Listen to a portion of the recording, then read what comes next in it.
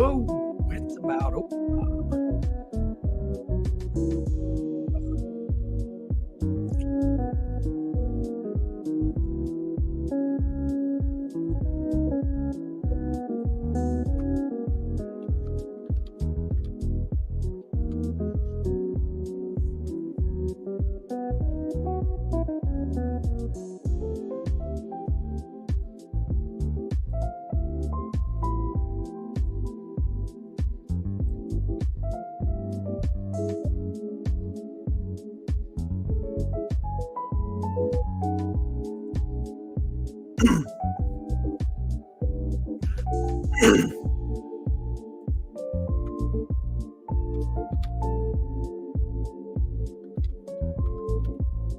Oh, God.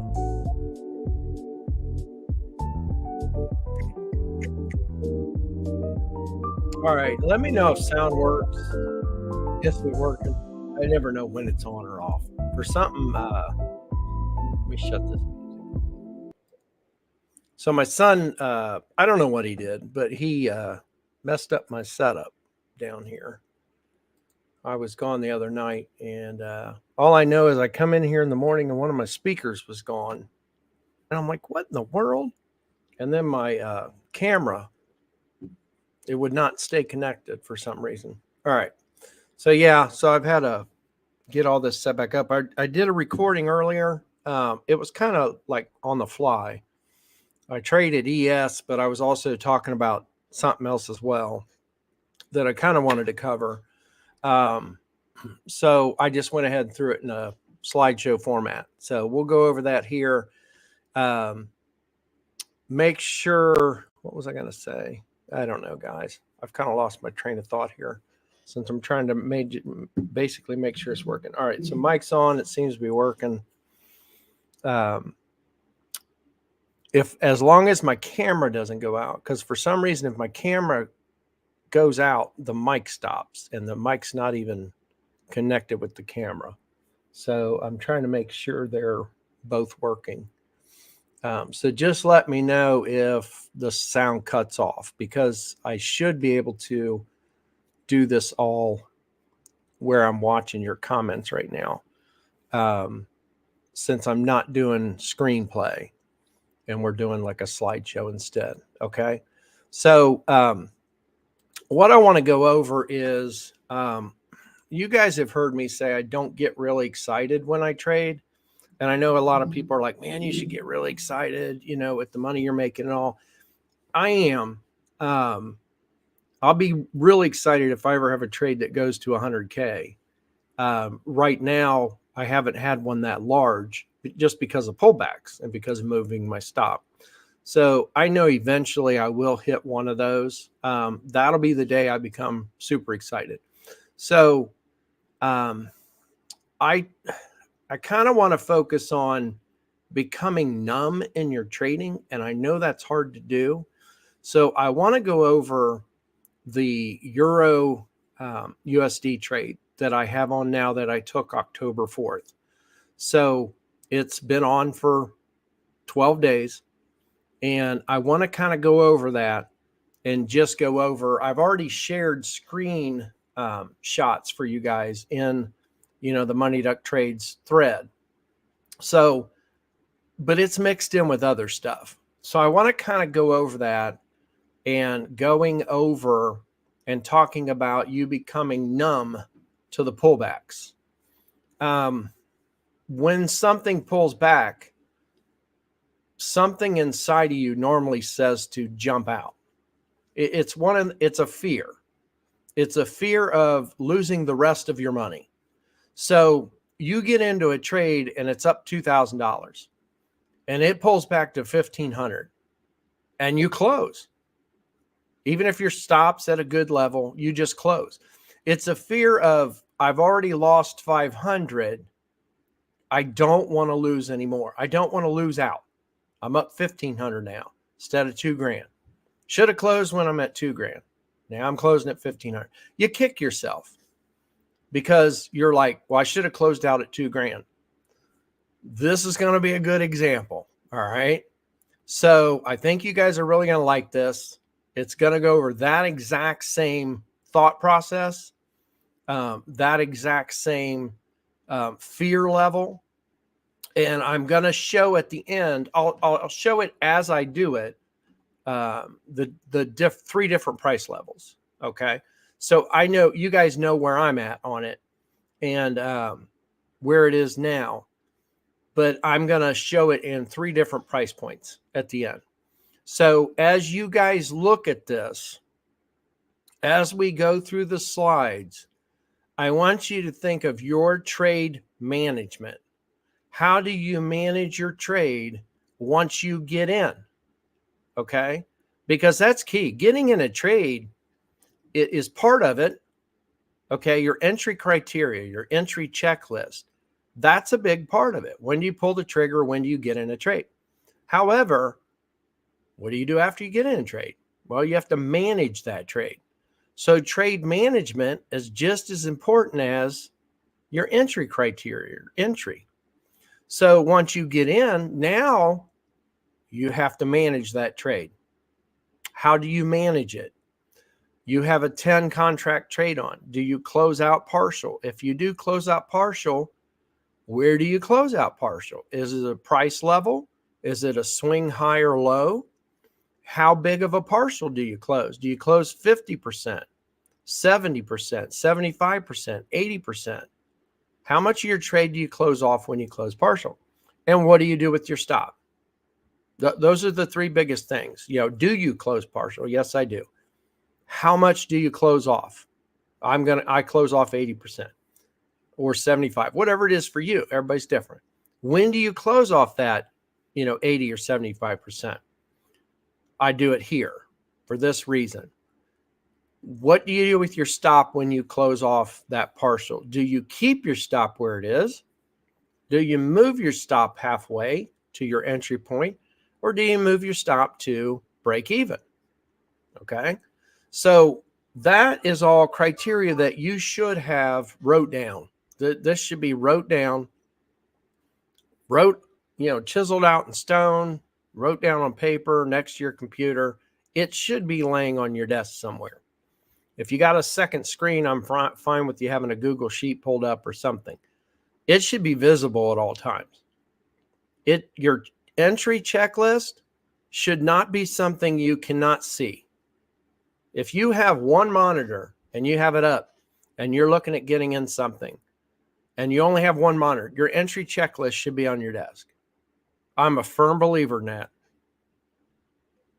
It should be on your desk. Should be somewhere where you can see it and it reminds you to check off the list and make sure you're making a good trade decision. If you have two monitors, I'm fine with you having it on one monitor or half of monitor, but it should be in your face. Okay. Don't let that checklist get buried somewhere under YouTube or Facebook or Instagram and don't let it get, buried on your desk. Okay. That checklist should be somewhere. Until you've spent years and years trading and you know your checklist by heart, it should be something that is visible to you. Okay. I think that's all I'm going to harp on that. I'm just a firm believer in having that in your face. Just like I'm a firm believer when you come to the charting, come to your computer in the morning to start trading, or evening, or whenever, you check the 4-hour time frame and the 1 hour before you ever take a trade. All right. So what we're going to go over is we're going to go over the euro dollar trade that I took October 4th. Okay. And let me get rid of that banner thing. I want you again to picture this as your trade. Okay. This is the trade you took. And I don't know if my pointer is going to show. You guys let me know if my pointer shows. Can you guys see my pointer now? Like moving around or not?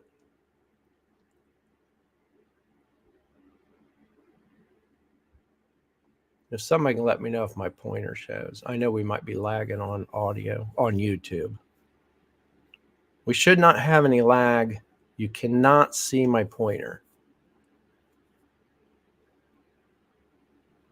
Well,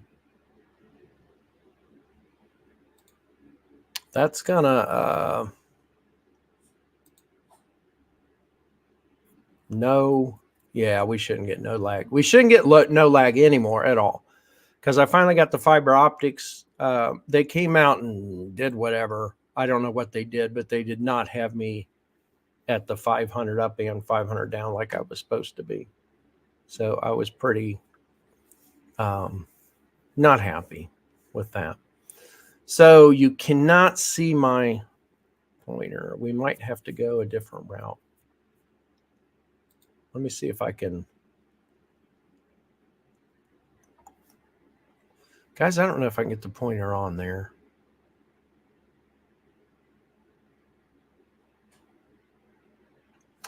All right. I tell you what we're going to have to do then. Let me move some stuff around here.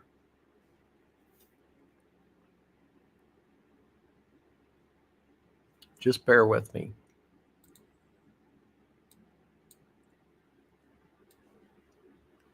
You just have to switch screens around.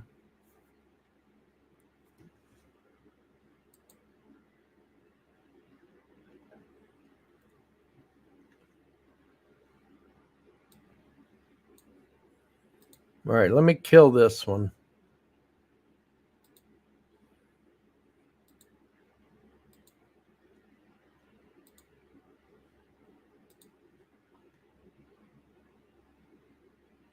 I was hoping I could show it that other way, but all right, let me know. You should now see a different screen.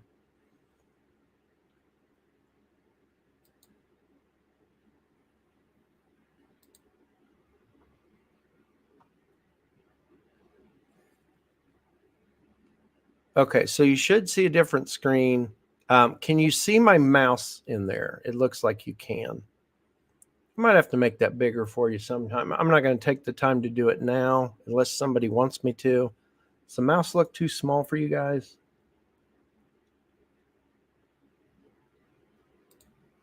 Yeah, you should be able to see it. Hang on a second. I am going to change the mouse size a little bit. It should have already been adjusted. Oh, yeah. Is that too big? Let me know if that's too big, guys.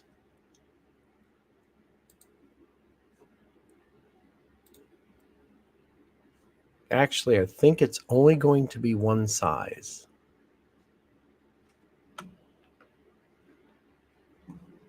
All right, mouse is shown. It won't show in bigger on the screen for some reason. I'll have to maybe work on that.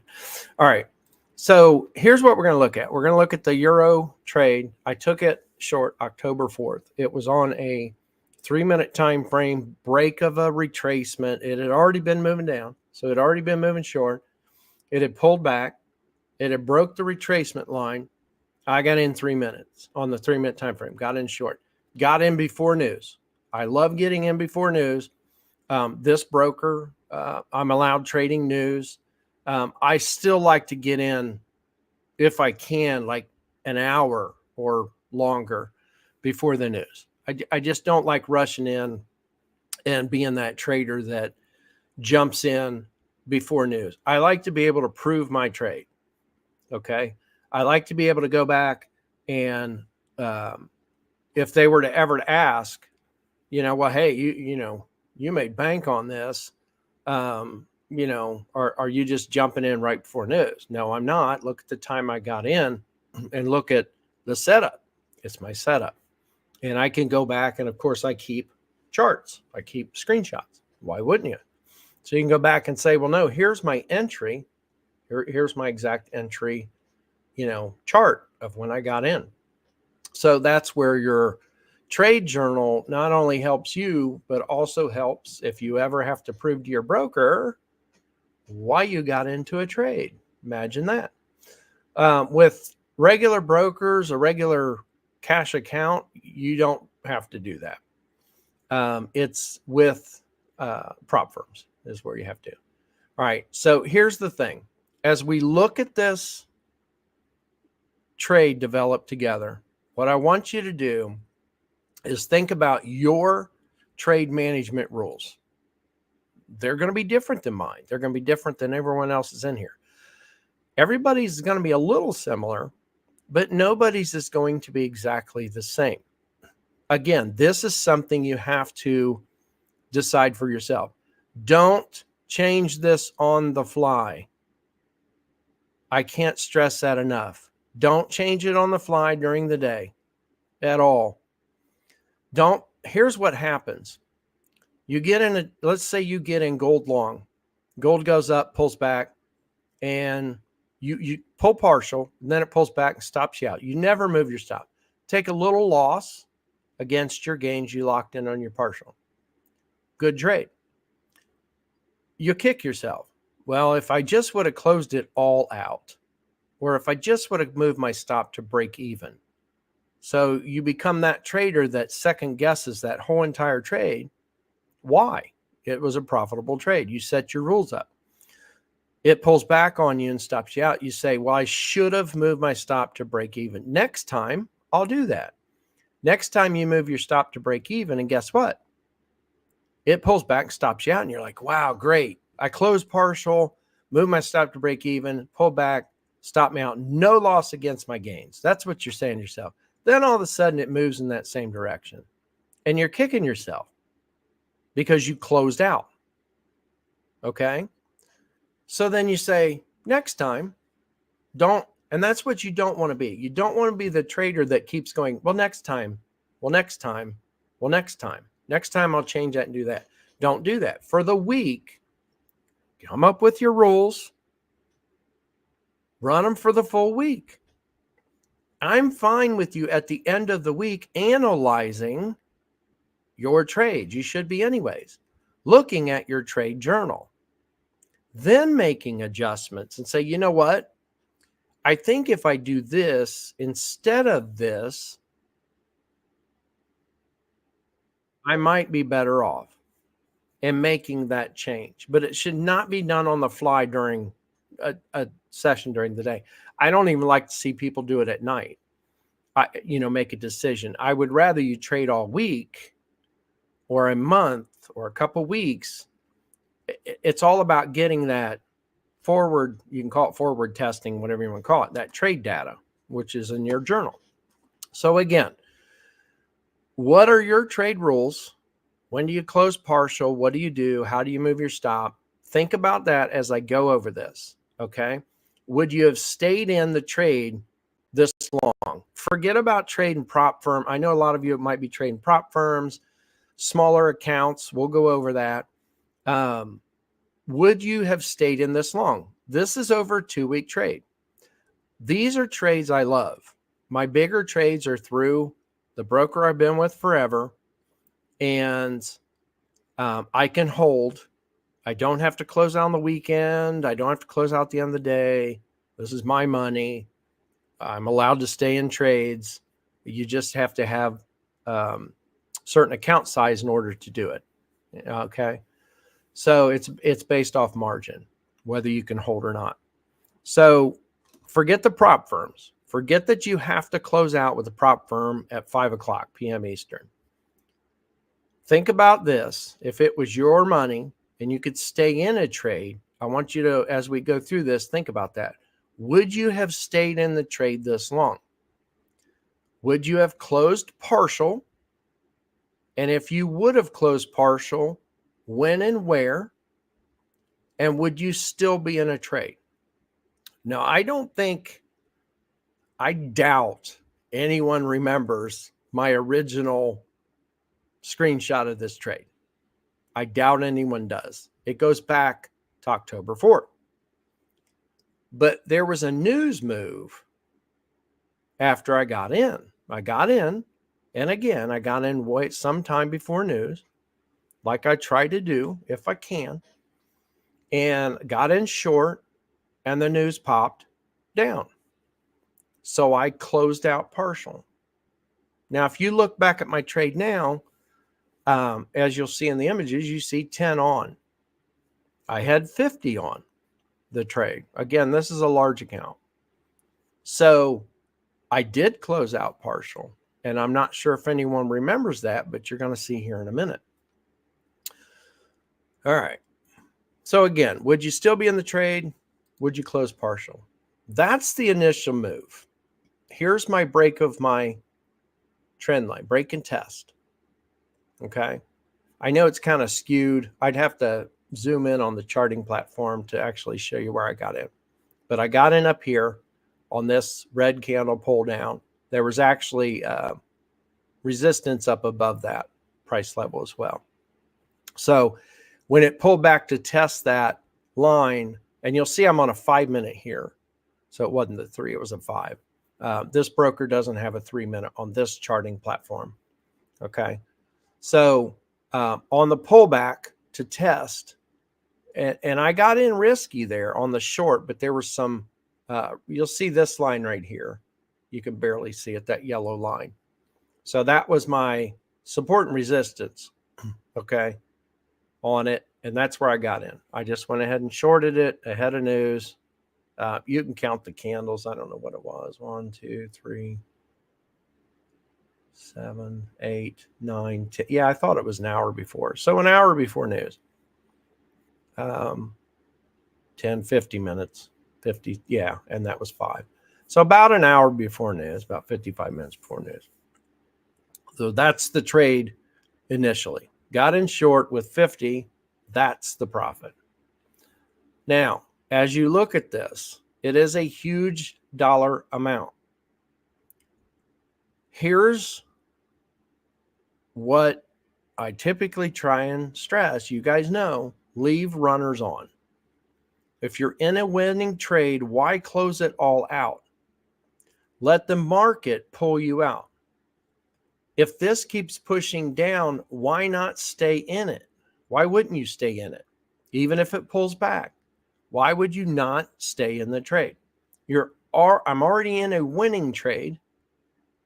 Why do I need to close it out? If I close this all out, okay, yes, that's what I want to make. However, I need to trade something tomorrow. You know, this was October 4th. October 5th, I need to trade something. 6, 7. Okay. So these trades, if you can let the runners go, and you guys know I stress runners a lot, and you're going to see why. Okay. So it's to capture if they keep moving. Okay. So that's the original trade. I closed out 40 right here when it hit there. I'm no dummy. I'm not going to sit and just let it go all the way back if that's what it's going to do. Okay. So I closed out 40 and left 10 on. Okay. So again, I closed out 40 and left 10 on. So here's the 10, and here's on a pullback, and you'll see where my stop is. So my stop's at, what is that? We got 30 there. Basically, I just look the last 3 digits is what you look at in Forex. So there's my stop. My stop, if you look, here's the move down. Okay. There's the 5-minute candle. For next half hour, it just kept moving down. So I moved my stop. If you look at where I got in, you look at where the low was, it's about halfway, maybe. I'm not going to measure. I never typically measure. Just use your eyes and go, okay, it's, maybe a little less than halfway. So it went down. You're up 30K. You close out 40. Now, let me go back. I want you to think of it this way. As we're trading, I know nobody's trading with this account size that I have, and I'm okay. That's okay. You have to start somewhere. I didn't start here. Are you kidding me? My account was 20,000 when I opened it. Okay. So here's what I want you to do. As I show you these slides, I'm glad I went back because I forgot to mention it. What I want you to do is look at this on your trade level. What you are trading. You're not trading here. You're not trading 50. Okay. Take off, move the decimal point where you're at in regards to where you're at. Okay. Are you trading with 50 lots? No. Okay. Are you trading with 5? Move the decimal over 1. If you were trading with 5, then move this decimal over. You would have been up $3,055. If you're trading with 0.5, move your decimal over twice. If you're trading with 0.5 contracts, lots, okay, then move this decimal over twice. You're up $305. Okay. So as I show these charts, you're going to see me up 30 and 6 and 10. Just adjust that. You might be a trader that traded 5 and you're up 3,000. Okay. And you close 4 of the 5. You may move your decimal over twice. You may be trading 0.5. Okay. Trading on a micro, let's say. And so move your decimal over twice. You'd be up 305 and you're going to close out 40. Okay. Now, if you're only on one, someone mentioned that too. You'll see on this, that's all you can do is move your stop. So on these, I typically don't close. I did on this one because it was a huge news push and I was up quite a bit. I did close out. But I've got trades in there. If you go back and look at the Money Duck Trades thread, you'll see all kinds of trades in there where I actually placed the original trade with, it's not always this big. It might be 20 or 30 or 10. And I've placed a trade with 10 and all I've done is move my stop. That's it. Because that's all you can do. If you're only trading with one contract, one lot, all you have is you have to manage your stop. And that's something you have to figure out is how do you manage your stop along the way? So I'm going over it on this one and just think about that as you look at how you trade. Think about, okay, where would you have moved your stop as we go through and look at the screens if you had one? So if that's what you're doing and trading with one contract or one lot and you cannot close out partial, then you have to look at these slides and think about, okay, where would I have moved my stop if that was me? That's what I want you to do. Put yourself in my shoes, not with this big amount of money. Again, think back. If you had, if you were trading with only 5 contracts or 0.5, well, then you're looking at it going, okay, I'd be up 3,000 or 2 decimals over, cover these up, which my mouse doesn't cover them, does it? If you're covering up the 5.0 there, then you're up $305. Okay. So that's what you need to do. All right. So again, it pulled down further, deeper. I had moved my stop to halfway. Now I moved my stop at when I closed out the 40. Okay. Yeah. So I closed out 40, moved my stop. I just eyeballed it and went about halfway. And I'm like, okay, I'm good. I'm good. I closed out 40. If it would have pulled back and stopped me out, I would have lost the rest. So Here's some big one. What would you have done? That trade, it was up 30. I could have closed it all out and banked 30. Instead, I closed out 40. I left 10 on that was up at this point right here on this pullback. It was up 6,000. So put yourself in that situation.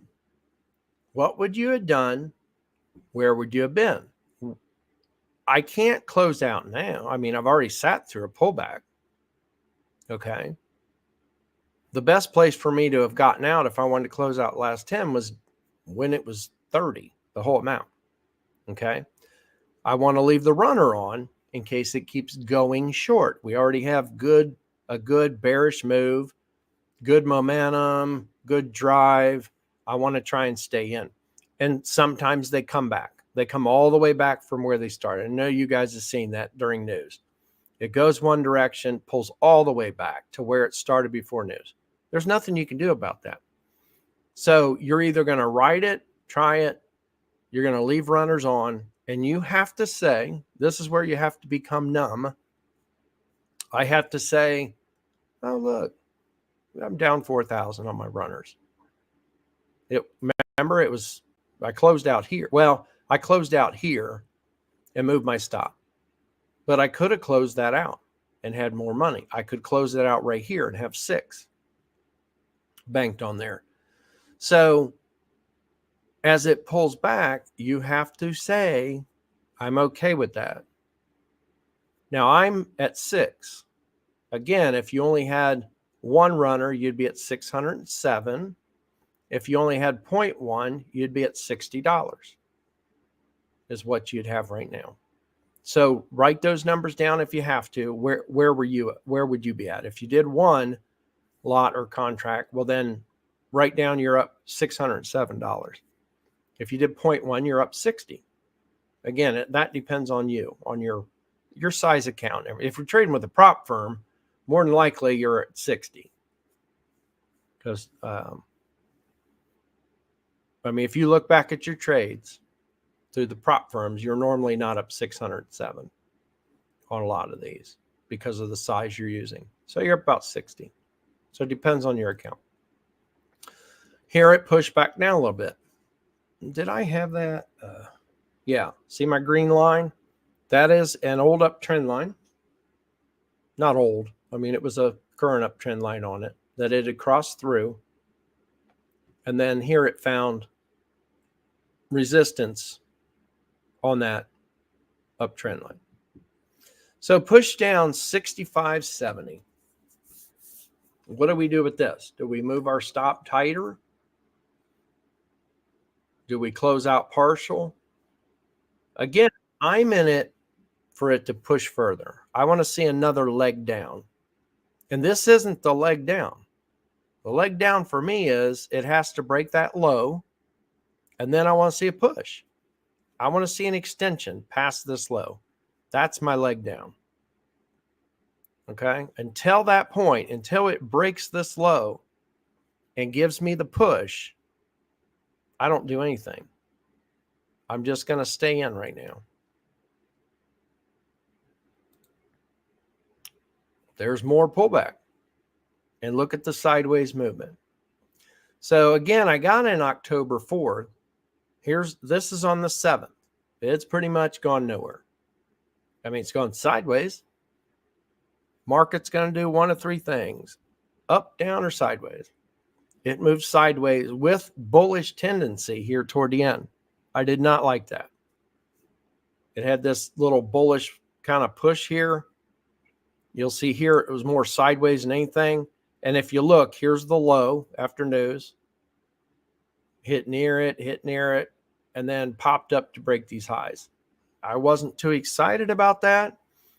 During this move in here sideways and this push further up, I was like, man, I'm going further and further. My number's going down.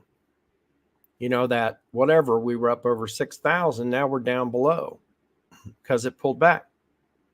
But again, I set my rules. I set up, this is your trade management. It should be rules that are wrote down, and then you abide by the rules. You don't set up the rules so you can fly by the seat of your pants when you're trading. Okay, you set up, it's a business. You set up the rules. These are rules you set in place. What did I do? Go forward one. Sorry. Rules you set in place. So also, it's below this trend line here still. So I'm riding it out. I'm not doing anything with my stop. Again, I need it to break this low here. Sorry. Keep clicking my screen. Need it to break that low there. And then I'm going to an extension down, and then I'll consider moving my stop. So we're up 59.30. Would you close your trade? And again, we're looking back at what I've already taken, but at that time, I have to make that decision. All right. So if you're taking the journey with me, again, you'd have one lot on or 0.1, you'd be up, $593, or you'd be up $59. What do you do with that trade? Are you closing it now? Are you closing it saying panicking? I don't want to say freaking out, but do you close that trade thinking, well, it looks like it might be bullish setup? For me, it's still under that trend line. So I'm holding it. I'm hoping that trend line holds up as resistance and it does not go past that. Okay. So what would you have done? Would you close it out? Would you close out for the 593, 59, or the 5900, whatever size you're trading? Okay. And again, you have to make these decisions. Are you going to close out? If you do, and it continues short and you don't get back in or you're not in it, don't kick yourself later. Guys, I was in one big trade. It was up 30K. It pulled back on me. I closed out. It was on the Canadian dollar. And it went down for 2 more days. I had to get back in it. It went to hit a target I had, and it was a huge target. And I'd have to go back and look at, maybe sometime I'll go back and look for that one and go over that one. I think it'd be a good one, actually, because I got out and I had to get back in. So again, what would you do to manage that trade? So here it is now. All right. So this was on the 9th. So been in it for 5 days. And today it was at the bottom again at this point. So again, see the low after news. And then see how many times it touched that point. Okay. There's a touch, near it, touched it over here a couple times. Look what it did to my trend line. It respected that trend line. And remember, that's what I said. That's why I was staying in it. I had that line there. Look how close it came to my stop. I never moved my stop. I left my stop. I was willing to leave that amount on the table. And remember, down in here on the little pullback, we were only up about 6,000, I think. So it was a total, I think it was about a $7,000 that I could have lost, not gained, not locked in, however you want to look at it, on that pullback if it would have stopped me out. I just like to leave them room. Okay, so right now you would be up $7,900 or $794 or $79, depending on how many you lock in or have on.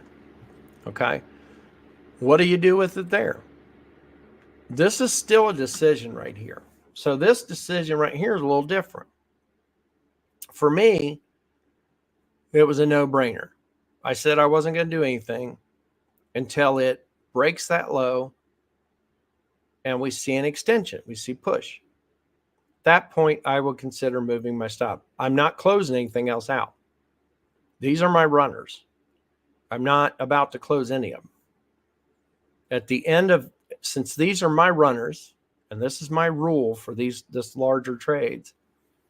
This size is my runner on this trade. I will not close partial out on it.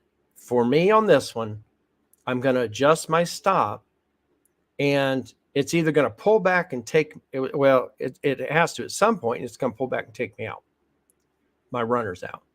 But until that time, I'm going to keep moving my stop and try not to move my stop too close. Okay? Because sometimes you move them too tight. All right? So that's what I'm going to do. And whatever I get, I get. And as I used to say to the kids, you get what you get and you don't throw a fit. That's it. I know in my mind that at some point it's going to pull back and take me out. I can look for signs, off the larger time frame, the 4 hour, look, your zones, your trend lines. There's going to be other news events that come out. When you get into holding these long term like this, there's going to be other news events and that's part of why I give it a lot of room, is for those other news releases to come out. So the decision here is that would be going through a lot of traders' minds. Well, I told myself I should have closed here. Remember back here, off to the left, it went down, pulled back, and then you sat sideways for days. October 4th, this is October 9th. So for 5 days, pretty much sideways with a little bullish tendency in here. So how many traders over in here? Oh, this is a good one. Oh, how many of you guys, how many of you guys have actually thought this? Somebody has to have had, because it's gone through my mind before. This is a good one. It gets down here. You're up. Okay. And so we were up about this, 8,000. All right. See the low here. We're at that, around that low. So we were up about 8,000 here. It pulled back. That last picture was like 6,900 or something. Pulled back even deeper.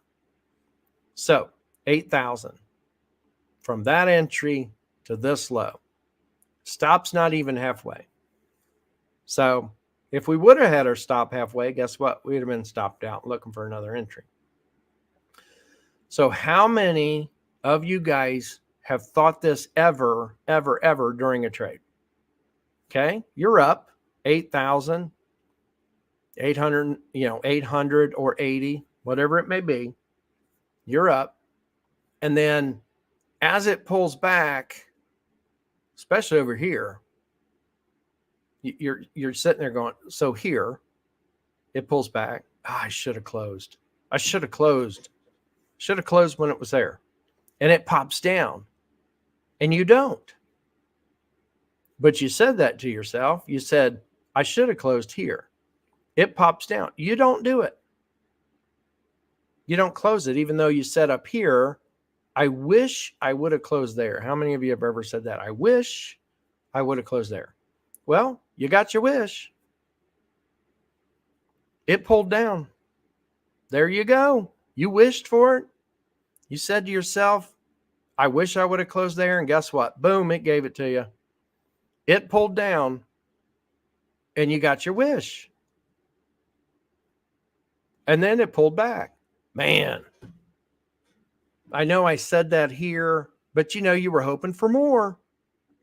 And it pulls back up in here and you say it again. Man, if it just pulls back down there, I'm closing. Well, guess what? You got your wish. Boom, 2 wishes. How many wishes do you want? Granted. I mean, there's another. Boom. You said it here. It pulled back. I wish I would have closed. I knew it. I knew that it was going to pull back instead of going through it, breaking. I wish I would have closed. There you go. Granted. Second time. Your wish granted a second time. Pull down. Close. If that's what you said, and that's what you're thinking, then you would close. What happens is, and I don't want to call it greed. I don't ever think it's greed, ever. It pulls down.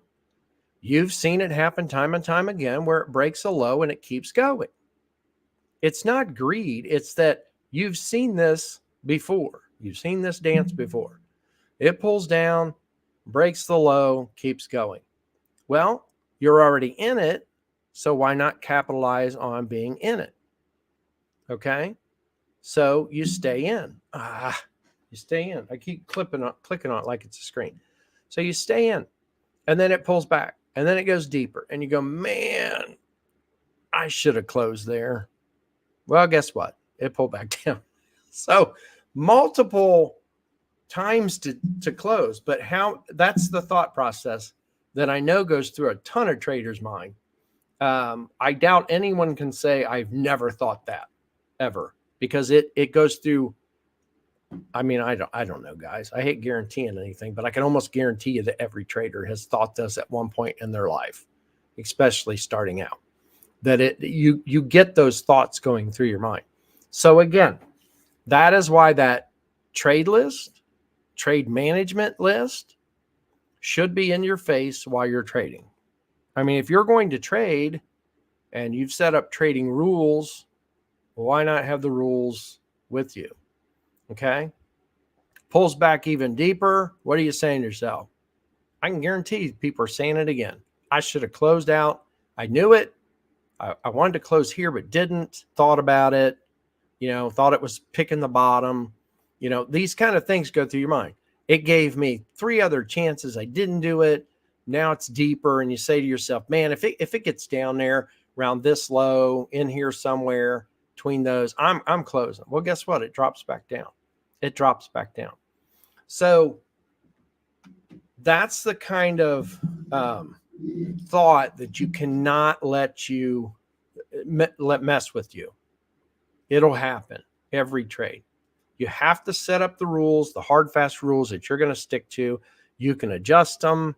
I like to tell people to, especially when you're learning, take your rules, do them for a month, then make changes.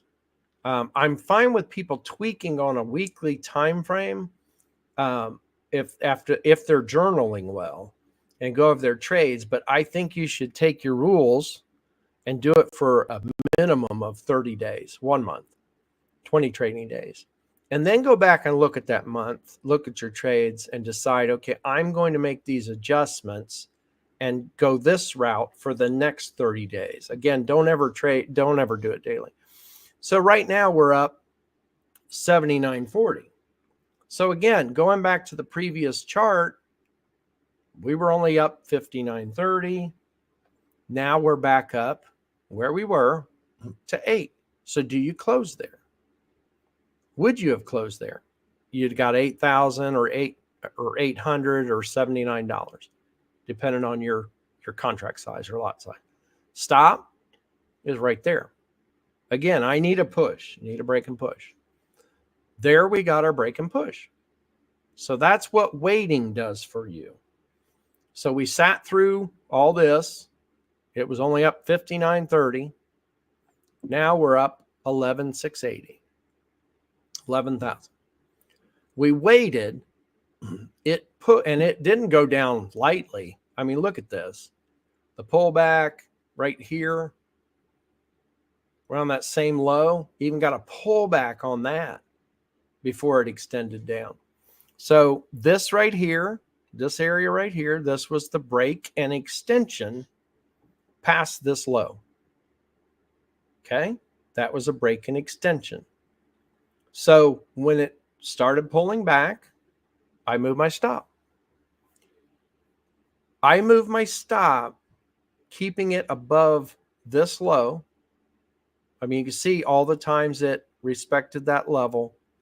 So basically this low, which also held up over here as support. So I kept my stop above that. Okay, I could still be stopped out at that price point. But that's what I have set up for my trade management. When it pushes, when it breaks a low and extends to form a new low, I'm going to move my stop. I figured that was a safe place to put it. And if you look here, it was a safe place to put it. because look what this news candle did here. And remember, I said there's going to be news that comes out multiple times, and I leave my stop and give it as much room. I don't know if it's enough room or not. That won't show itself till the news. This could have, see how long the lower wick was?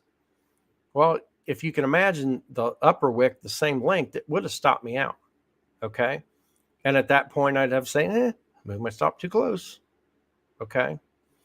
So right now we had a push, pullback, still in the trade, another leg down, but all it's doing is it's moving toward the news low.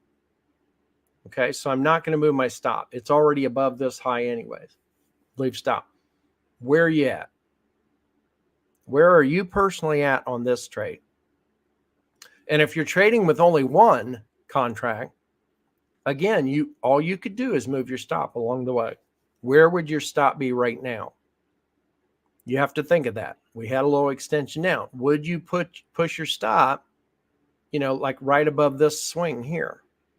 This swing here, if you look, right there is where the candle closed, green candle. So would you have moved your stop a little tighter? Okay, if you only had one. As you're sitting here, this is up 11,000. Again, if you had on one contract, you'd be up 106. 1,168. If you only had 0.1, then you're looking at $116. I did it again. Guys, I keep clicking on this. I'm sorry, like as if it's my trading screen. You'd be up $116, okay, on a runner or a few runners. So what would you do here? Are you closing out part of that trade or all of that trade? And where are you moving your stop? That's something you have to think about. I can give you rules, but then everybody needs to tweak it according to your own risk management, your own risk tolerance. We can all tolerate a certain amount of risk. You guys see these trades where I'm watching it go from here. I was up 11K to here. It's back down to 9,300. It was here 11K, back down to 9,300. Pulled back. Almost it pulled back right to that news high. Okay, still in it, not up as much. So can you sit through that right there? 10 lots, you're up 11,000. One lot, you're up 1,180. 0.1, you're up $116. So when you go to the next screen, you're down. I'm down 9,300 from what? 11,680. So 9,300, down over $2,000.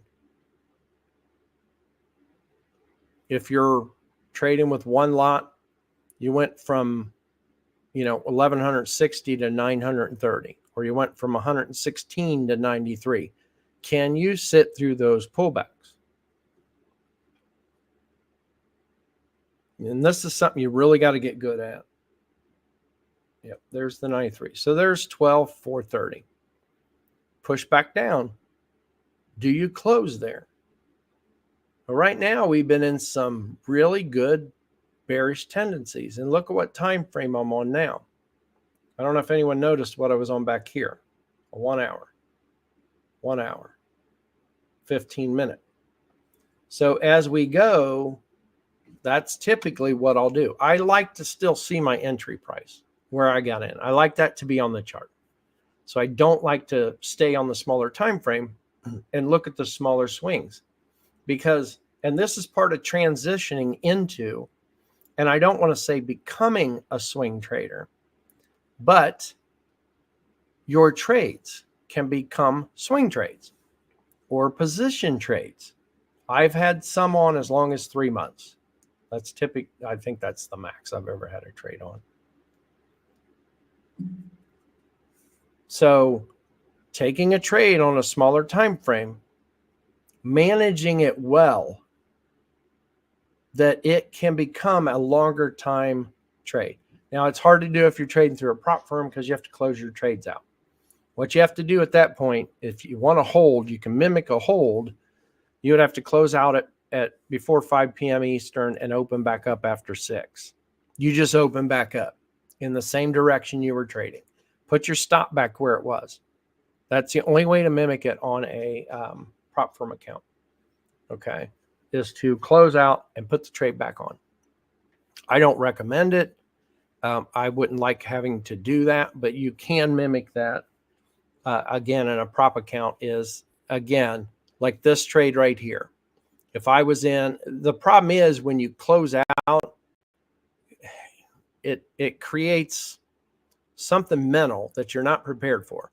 If I had to close this out, say at 5 o'clock today, and I was going to jump back in it, okay, well, where's my order? My order's clear up here. So when I close out at let's say 4:30, I'm closing out, let's say it's 4:30, and I close out right now. I'm locking all this in, 12,430. I have 10 lots on. That's where my entry is. When I close and it opens back up at 6 and I put that trade on for 10 lots, where's my order? My order's down here. Where's my stop? I should put my stop here. What does that do if it pulls back? Puts me in the negative. And that creates a mental thing that you have to get around if that's what you're doing. So you can do it with prop firms. I've done it. Kept trades going. However, that is the one thing that it does that you have to deal with. Again, if I close this out at 4:30 today, if it was 4:30 right now and I closed it, 12,000 locked in. I get back in at 6 with 10 lots, but my stop loss has to be here because that's where I put it. Okay. If it pulls back on me toward the stop loss, I'm at a negative. If it pulls back and stops me out, I lose money. It's a losing trade. It's a losing trade against this right here. So it's a losing trade against the 12,400. Am I losing $12,430? No, I'm not. If I get back in and it pulls back and stops me out, here's my stop. I'm losing back that amount. It looks like about half. Let's say that's halfway, 50%.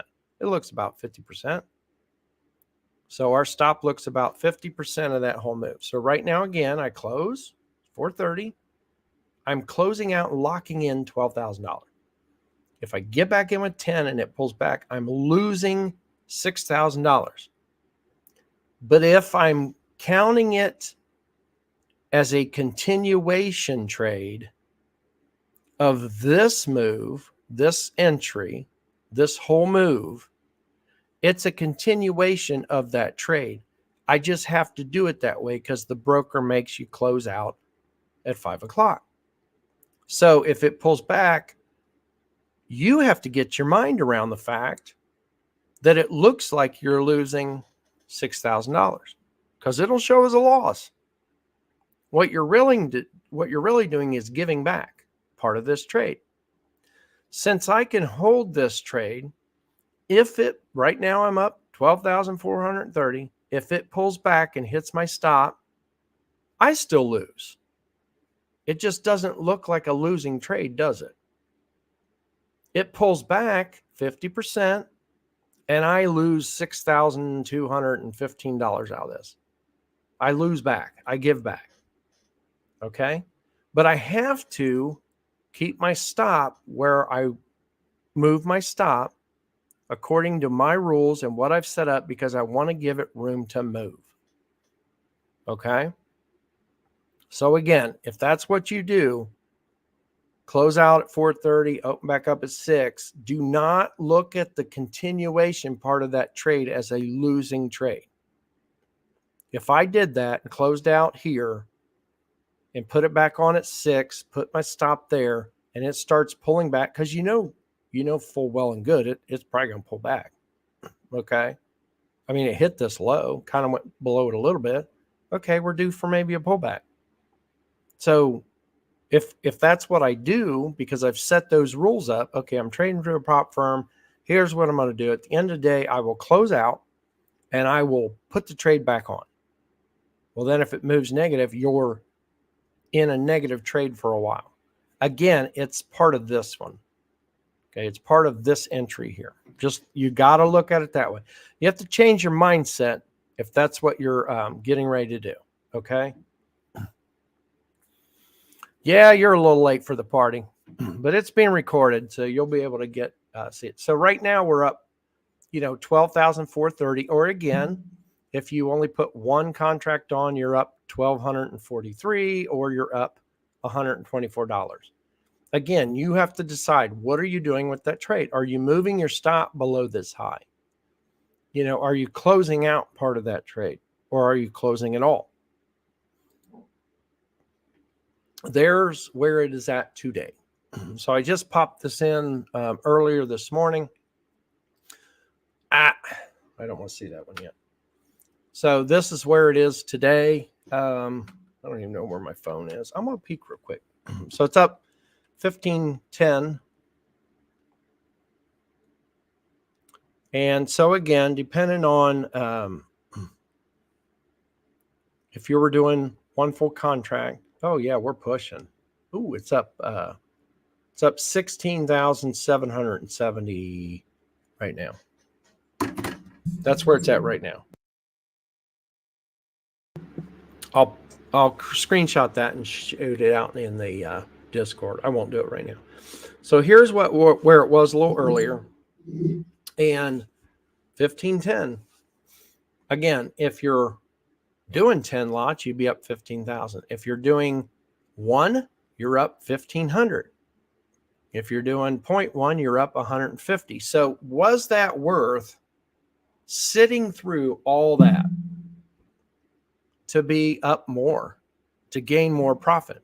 Remember this sideways movement here where it was up $8,000 here. So you were either up $8,800 or $80, depending on what contract size you traded. That's the amount you'd be up. Okay, I was up 8,000. So you would have been up either 8,800 or 80. One of the three, depending on your contract size. Remember, it pulled back. And you said, I wished I could have closed there. I should have closed there. That was the lowest. It's going to go all the way back to where it was at news. I should have closed. Well, it gave you your wish. Pulled down. You didn't close. Then it pulled back. You kicked yourself. I knew I should have closed there. Gave me a chance. It pulled down. Guess what? You got your wish. Gave you another chance. You didn't close. You played that game with your mind.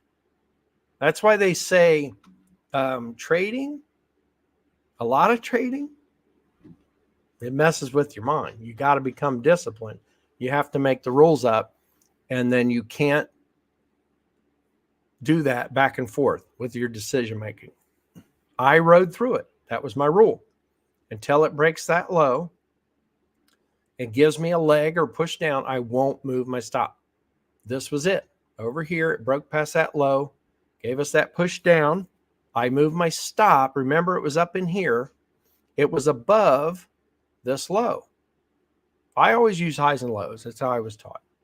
So it was above this low, which it kind of respected here. Almost wicked out by news, but not. And then it actually pulled back up even here. Okay. But my stop was above this level here, that price level. Okay. So when this leg went down, I didn't move it, remember, because it was already just above the high, the last high. And since I didn't move it, guess what? I stayed in when it pulled back here. So was it worth sitting through all the pullbacks? You can re-enter every one of these. I mean, you can re-enter. You get in here, you move your stop aggressive, it stops you out. But where do you enter? Now, for me, it would have been the back of the trend line, which you could call that your entry. I probably would have got in there and made the decision to get in on that one, not knowing it would pull back deeper. Okay. So you can always get back in. This push down, it pulled back, but You don't know if it's a continuation or a reversal. You just have to watch the highs and lows. But look at what time frame I'm on. I have been on a 4-hour time frame. When did I go to 4 hour? Let's go back and look real quick. There I was still on the 1 hour. So this was the 11th, and I got in on the 4th. So on the 11th, 10th, I was on the 1 hour. So I was on the 15-minute on the 9th. Okay. Let's go back. Let's go all the way back. All right. So remember, I took the trade on a 5. I was still on a 5 on the, this is the 4th. So that was after I closed partial. Moved out to the 15-minute time frame, and that's so I can see the whole thing. So I moved to the 15-minute time frame a couple of days later on the 4th. Again, I like to see the entire trade. So I like to see my entry price. If I was still down on a 5, I'm watching the smaller moves, and I know that's not where the big boys are playing. So if I want to let this run and go for the larger trade, the larger payout, well, then I need to be out on a higher time frame. I like this, and in order to do that, again, I have that rule where I will flip to a chart. I don't flip back down to a 5. Once I'm on a 15, I stay on a 15. I ride it on the 15-minute time frame. The reason I'm on a 15 is because I need to see my sell order. I like to see that. If I was on a 5, I probably couldn't scrunch in the chart enough to see my trade. Okay. So we're on the 15. On the 9th, still on the 15. Looking at the whole trade, I can see the whole thing. Nothing but sideways. On the 10th, I had moved to 1 hour. Because if this was down on a 15, you pull in as many candles as you can, you scrunch it in, zoom out. I would not have been able to see my trade where it was. So again, I'm on a 1 hour. And now I'm writing it on a 1 hour time frame. Still a 1 hour on the 11th. On the 4 hour on the 14th, which was just 2 days ago. So I've taken that initial 5-minute entry off of a retracement line break an hour before news that I knew was coming out. News should never be a surprise. Never, ever, ever should you say, I wish I would have got out. I didn't realize it was 8:30. I didn't realize there was news coming out. I didn't realize the stock market was opening. I didn't realize it was. That's why we have the little things come up, bots come up and tell you it's at 5 minutes before U.S. stock market and Forex open. Because there's a lot of news that comes out at 8:30 in the morning. So I have one coming out at 8:25. And I also have a news reminder. I think that comes out at 8 o'clock a.m. Eastern that reminds you of the news coming out. That's why those are there. It's to come out and pop those in automatically. 8:25 and 9:30 Eastern a.m. is when those come out. So again, it should not be a surprise ever that it is 8:25 and there's news coming out in 3 minutes. Or 5 minutes, sorry. You should always know. And news is one thing you should always look before you trade. So again, I'm on a 4-hour time frame now. I've been in the trade since October 4th. It is now October 16th. How long am I going to be in this? And I'll keep you guys updated as it goes. I am not closing out any of these 10. If it gets to 30,000, I will close out 3/4. That's one of my other rules.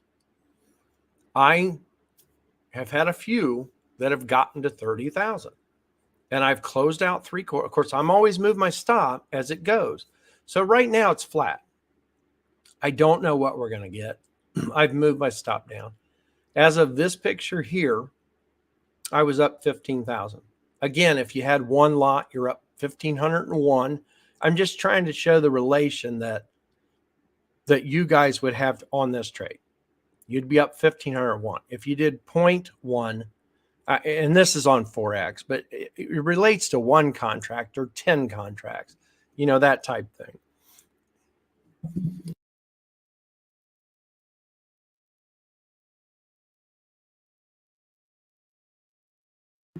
Sorry, my throat's dry.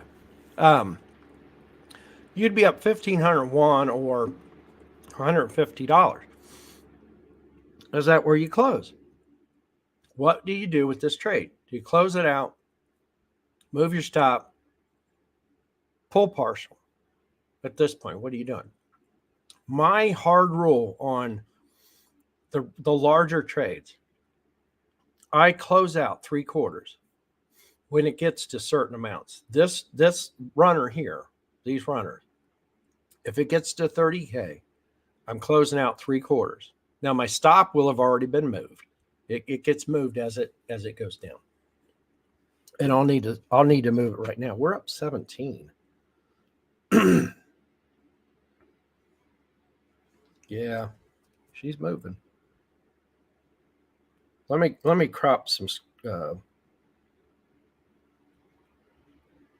I won't feed them in here, but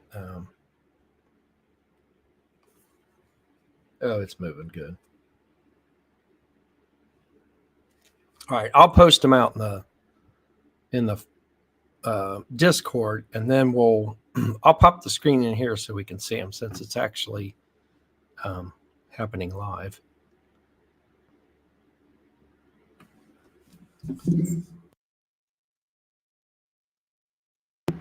All right, guys, let me know if my mic's still working, if somebody doesn't mind popping a comment in there. So again, here we are at 15, and what do you do with it? Where would you move your stop? Would you move your stop above here? I'd be okay moving my stop a little tighter. Look at this low right here. Okay. And guys, I'm on a 4-hour time frame now.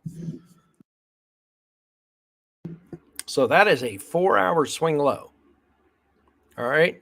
If you look over to the right, it pulled back up here and tested that 4-hour swing low. Sorry. Pulled back up to test the 4-hour swing low. Testing this level of support, this price point. Okay. That right there is an evening star. Those 3 candles, that's a 4-hour evening star. Your candle formations are stronger signals on the larger time frames. Okay. They just are. I mean, you have right here, you have a bearish engulfing candle. That red one engulfs the green one. Another red engulfing candle. We actually have a red engulfing candle there. I'm already short. I'm staying short. My bias is short. Why? Because it's been moving short since October 2nd or October 4th. I mean, it's been moving short. So I'm holding the trade and just moving my stop. But that would be a good stop placement to move above this high. Never put it right to the tick. Never come in, like look at this low and there's a wick and mark that and say, I'm moving my stop here. That's just a bad idea. You'll get stopped out a lot. Oh, it just barely, it came to it stopped me out within 2 ticks, stopped me out. Just went past my stop 2 ticks. If I would have had it up just a hair, I'd still be in. Give it room. I love giving it room, and this is why. You won't you'll regret it on trades here and there. But I'm talking the long haul. I'm not talking about, will you regret giving this room and it pulls back? So right now on this image, it's up 15K. There's the current price. There's my entry. There's my stop. The stop is past 50%. Okay. So it's past it. So if it pulls back, I'd give back what? About $6,000? Probably about $6,000. Can you sit through that? You have to train yourself. Do it. You're going to do it now. You'll learn. Everybody will learn this. If you stick to it, you will learn how to sit through these pullbacks. Again, I'm sitting through, if it pulls back to here, if it would pull back to there and stop me out, I would have gave back $6,000. Okay. Someone that had one lot on and you're up 1,501, you'd give back 600. Are you willing to give that back for more profit, for a continuing move? And you can't say yes now and say no later. Okay. So what's that? Well, we're talking about where you place your stops off your highs and lows. That's the biggest thing. I never move my stops off a percentage base of profit. That's the wrong way of thinking. You need to use your swing highs and lows. But can you sit through that? Are you willing to give it back? Again, even if you put on 0.1, so that's all you had was 0.1, you're up $150. That would be what you're up here. If it pulls back, you're going to lose what, about 60? So could you stomach losing 60 for keeping it on for potentially more? Okay. Yeah. How much you regret it. And that's something you guys, everybody has to develop. Can you sit back through a pullback? What dollar amount for you is that, or percentage of the pullback, as he's mentioning in the chat? What is that amount for you? Again, if you were trading 0.1, you were up $150 here. The pullback, you'd lose 60. Does that seem bad to you? I don't know if you guys mind putting that in the chat. I mean, does that actually seem bad? Sitting through a $60 pullback, potential pullback, potential loss. Is that bad? I'm up 150. I might lose 60 of that if it pulls back and hits my stop. Does that seem bad to you guys? I mean, to me, it doesn't. I mean, I might lose 60. I'm up 150. Look at where I got in. Okay. Doesn't seem bad at all. Now, let's go to the next level. Next year, 6 months from now, you're trading with one lot. You'd be up 1,501. So you're up 1,501. And with your stop where you put it, you could potentially lose $600. Does that seem bad? You're not going to like that as much, are you? I can guarantee it's our minds.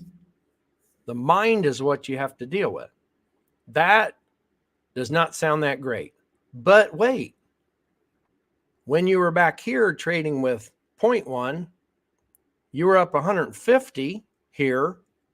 With your stop loss, you could potentially lose $60 out of 150. You said that was okay. You said it. You're up 150, trading with 0.1, stop loss here.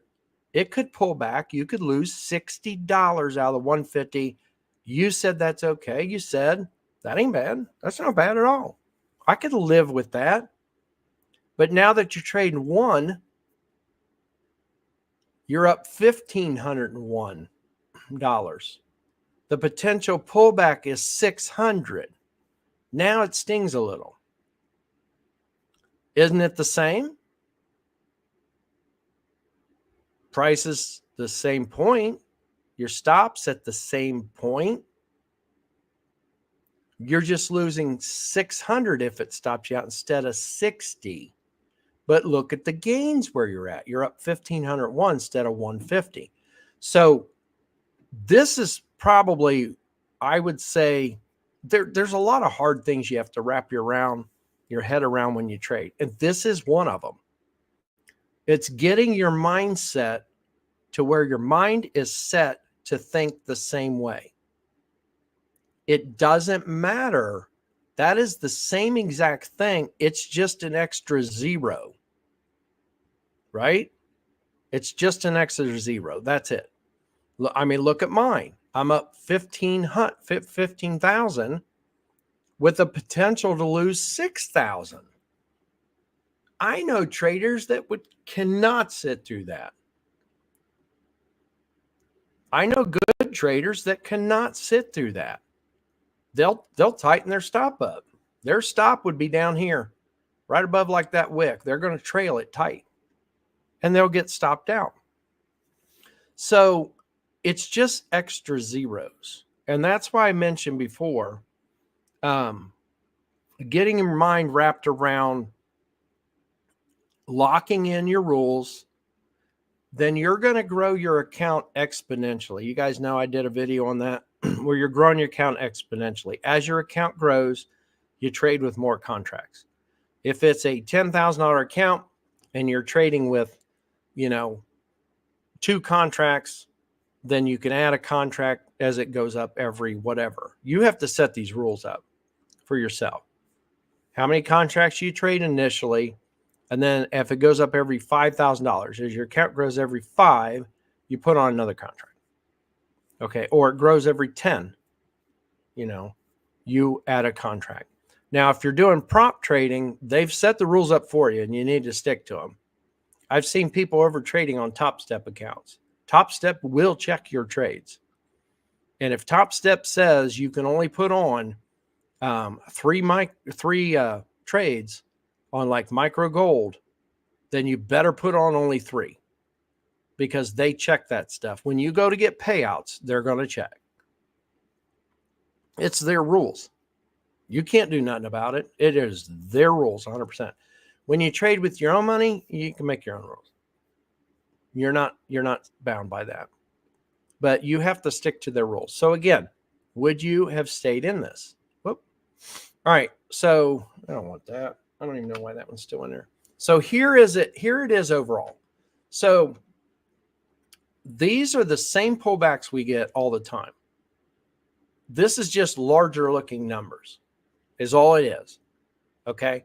So you have to ignore the fact that they're larger numbers. You have to kind of become numb to that extra 0 or the extra 2 zeros. Right now, when you're down here, and again, this is on the Forex account. That's why it's labeled as 0.5, 5, and 50.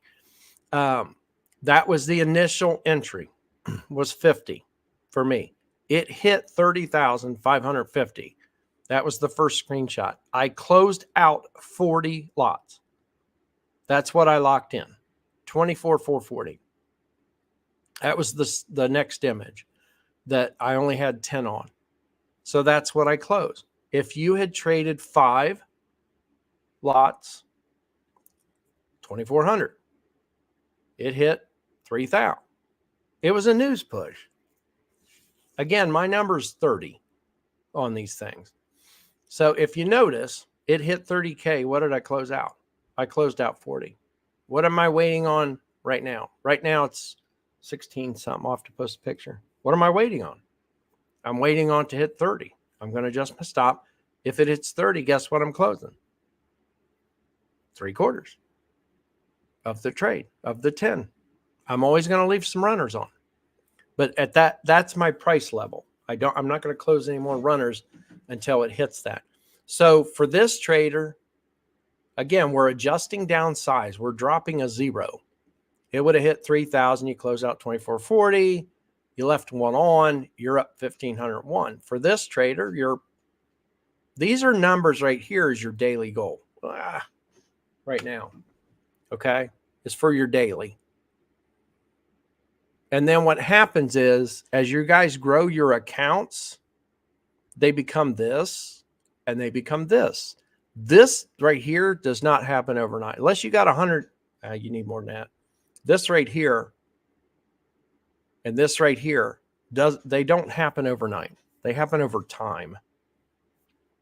And you have to develop the discipline to look past the extra zeros. Okay?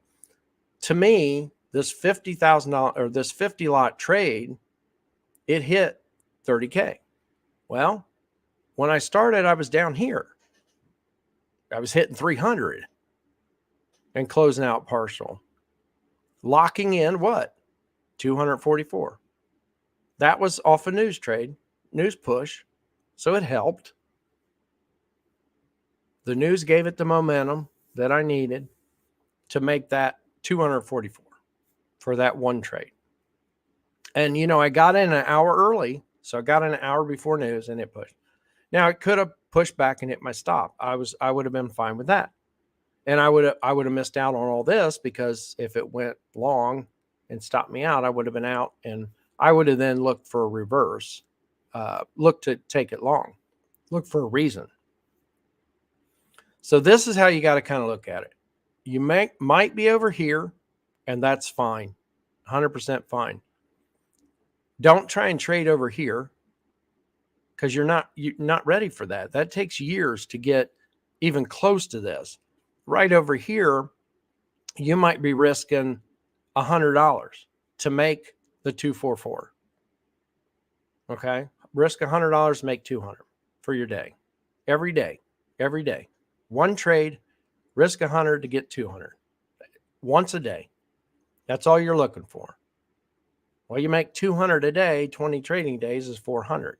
If you can let runners go, the runners typically will overshadow the losses. That's what you're banking on. That's ideal. This is where you might be. Then you get to here as your account grows, and then you get to here. It's easier to do. And that's why, guys, I know some of you are trading with prop firms. And prop firms is a great way to trade with money you don't have. This is part of why they have the copy trade. Right here might be where you're at. One account. Okay. Well, if you had 10 accounts tied together, and I don't recommend anyone doing this till you're successful. Top Step allows you to copy trade. Apex allows you to copy trade. You're linking accounts together. You're down here trading. You take one trade and it moves up, 306. You close out partial 244. You have 10 accounts locked together. What are you getting? You're over here. You're getting 2,400. That's because you have 10 accounts locked together. It's great in theory. That is great in theory. You got 20. You can Apex. You can lock 20 accounts together. So instead of 244 on one account, you got 20. You're getting $4,800. So that's the reason why that, in theory, is great, is because you're only looking at this. You're focused on, what are you focused on? You're focused on making one trade, $200 for the day. One trade on one account, $200 a day. Oh, wait, I've got 10 accounts locked to it. So technically I'm getting 2,400 a day. Do that 20 trading days. It's huge. It adds up. It's huge. The problem is you have to learn how to trade first. You have to be successful at your trading. And you have to learn how to not just pick your entries, but manage your trade, all right, as it moves. Once you get that down, you don't have to be successful 90% of your trades, 100% of, nobody's successful 100% of your trades, but you don't have to be that successful. If you're shooting for a 1-to-2 ratio, you're putting up 100 to gain 200. All right. Go back to the risk chart. It's out in the Discord and look at that. We have a chart out there in the Discord that shows the links together, how many successful trades you have to have according to your risk to reward ratio. So just a 1-to-2, you don't have to be, that 80, 90% success rate. So focus on that first. Where are you at? Focused on your entries. Focus on managing your trade. All this, guys, it'll come. It'll come to you. It'll happen. So again, what do you do now? Right now where it's at.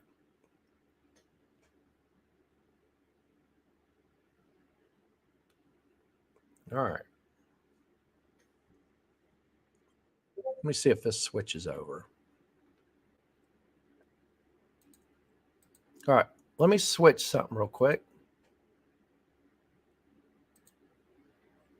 We are going to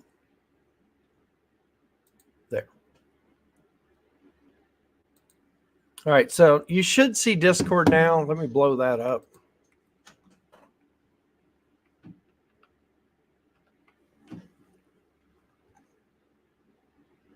And we need to go in here. Did that pop up?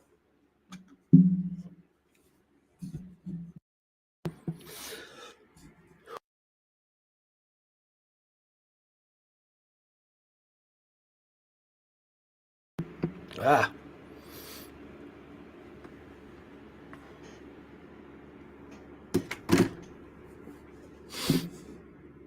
All right, so let me know if Mike should be back on.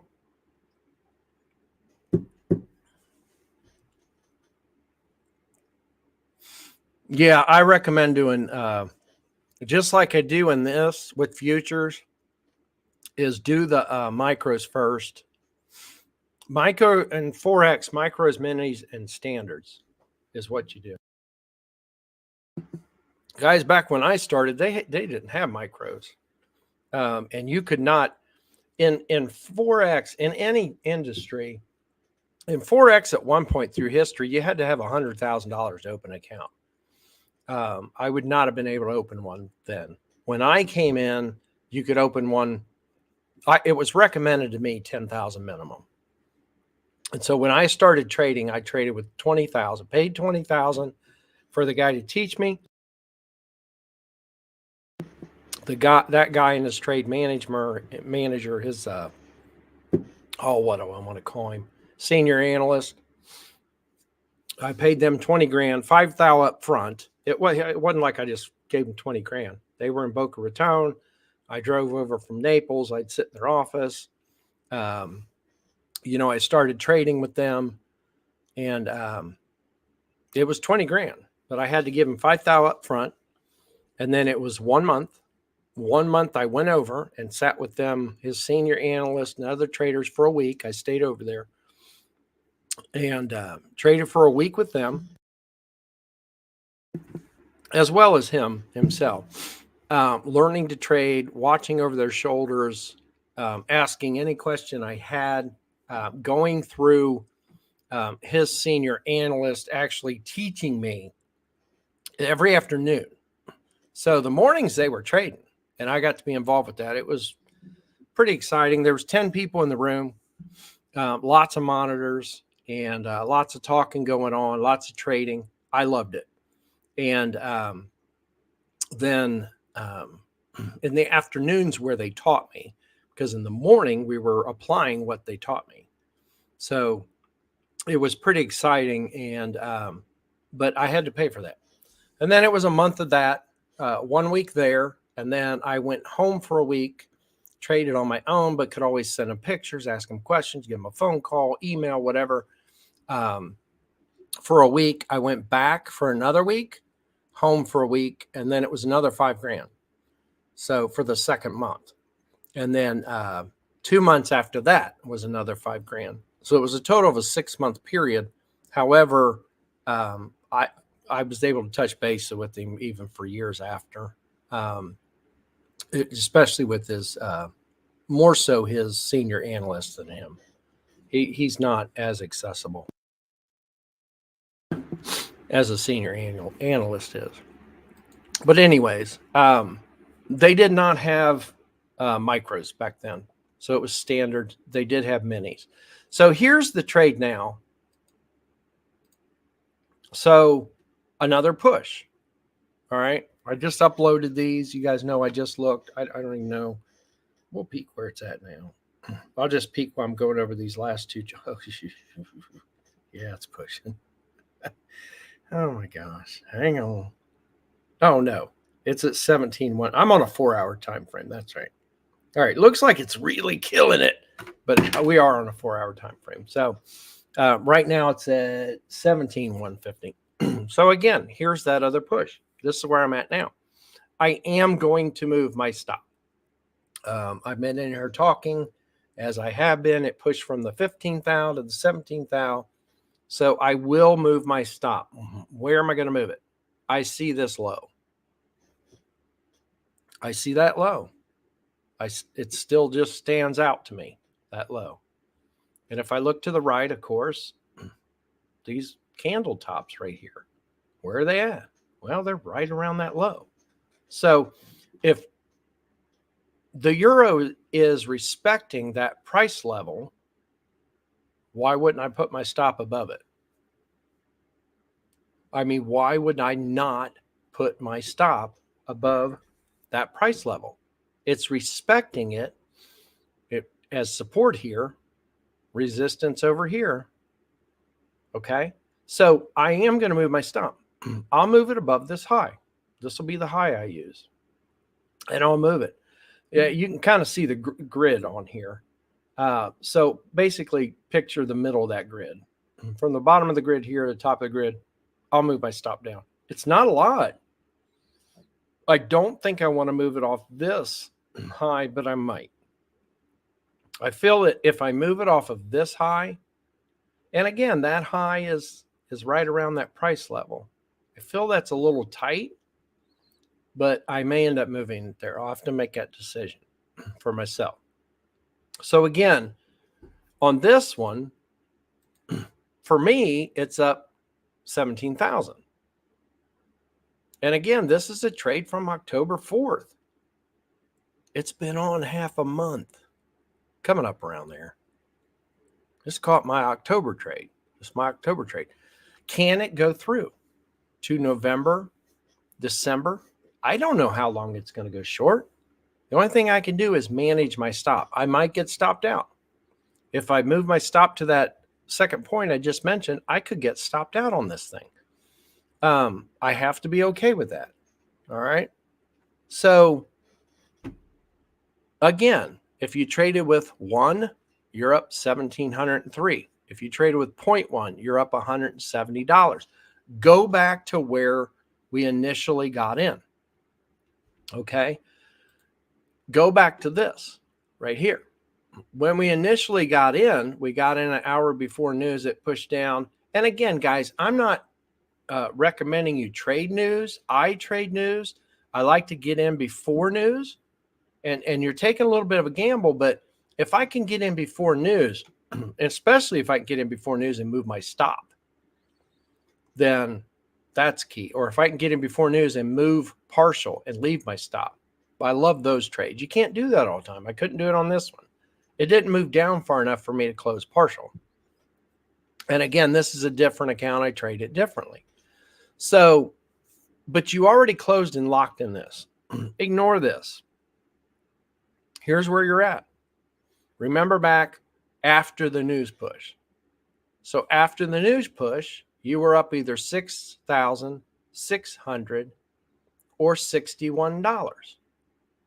Okay? 6,000, remember that, 6,600 or 61. Now your 61 turns into 170. Your what is it, 600 and something is $1,703. And the person trading the 10 or has 10 on here instead of 6,000, which was that second trade, you're up 17,000. So was it worth, if you go back and think about all the slides we just went over, was it worth sitting through all those pullbacks? Well, yeah. I mean, I would rather close out and take 17 than had closed out here and took 6,000. That's almost 3 times the amount on runners. If you were down here and you had $61, you'd have 170. $10 more dollars, $13 more dollars, something like that. 3 times the amount.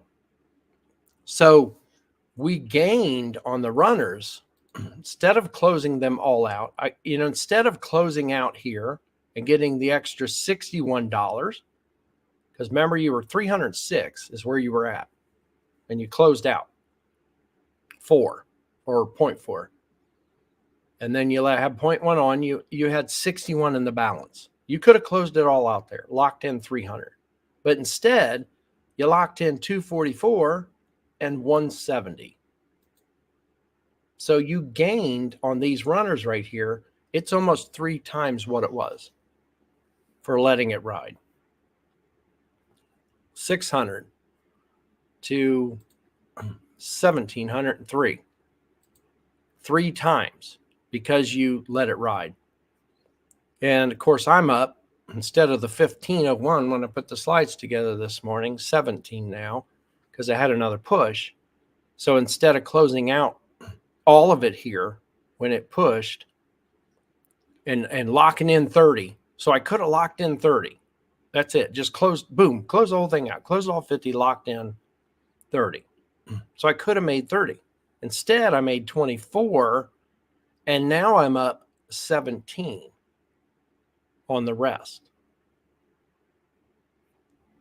So what's that? 37.42. Is it worth it riding through the pullback? Right now, I have 17 that I could lock in. If I closed it all out right now and locked in the other 17, yes, it was worth it to ride out this.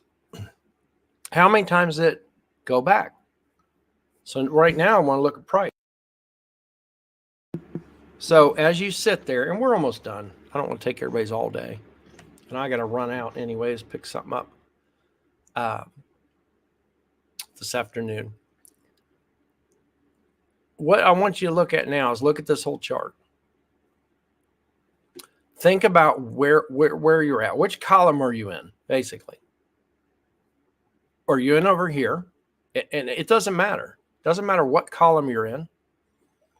It all is the same because the move's the same. It's just an extra zero. It's just an extra zero. Someday, here's where I want to be. Someday, I want to be in this column over here, an extra zero. I started out right where you guys are. It was here. You guys know that. And you guys know I preach on that and teach on it. It's making that $100 or $200 a day. That's it. To make your $2,000 or $4,000, $5,000, whatever you need per month. That's where you start. Once you become successful at the trade entries, because you stick to your criteria and your trade management, because you stick to the management rules you set up for every trade. Because you do that over here, then you're disciplined to do it over here when there's another zero added. And then you do it over here for years. Then you're more disciplined to do it over here when there's yet another zero added. Then guess what? And I'm not there yet. Then you're doing it over here where there's another zero. Now, can you imagine that? When I get over to here, I think I'll get excited again. I'm not there yet. I'm happy to be down here. I make a good living down here. And that's my rules. When this hits 30, it's at 17 now. And I'm just going to keep moving my stop.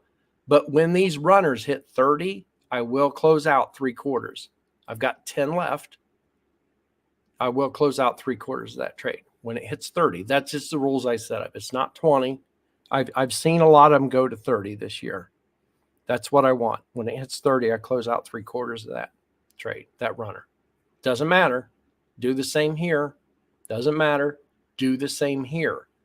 You're mimicking the same thing that I'm doing or that you set up to do or another trader does. You start here. That's where I start. That's where everybody starts. There's nobody that comes in and starts here.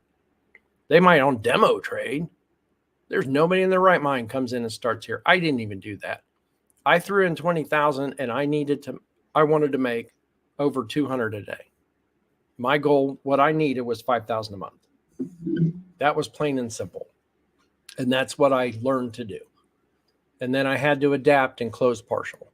And I had that guy help me on that. It was like, because I'd seen so many trades I got in with say 2 lots, 1 lot, and it would go up. I'd be up $200 or $300. I'd be up, say, 300. I wouldn't close because you know what? In my mind, I knew and seen so many other times it kept going longer, further, deeper. If I just stayed in those, I might make 1,000 or 2,000 on one trade. That was my thought process. And it would go back and pull me out when I had been up 300. So I had to go back to kind of talk to him and be like, I have to lock in money every month. And he knew that. And I'm like, I have to figure out a way to do that. So he kind of helped me with the structure of the pulling partial. But this is where you're going to start. And again, you'll get here where you're adding a zero, here where you're adding a zero. Eventually, I'm not even ready for over here. Count size isn't that big. And it doesn't matter if I'm mentally ready. My account size needs to be bigger than that. As you trade,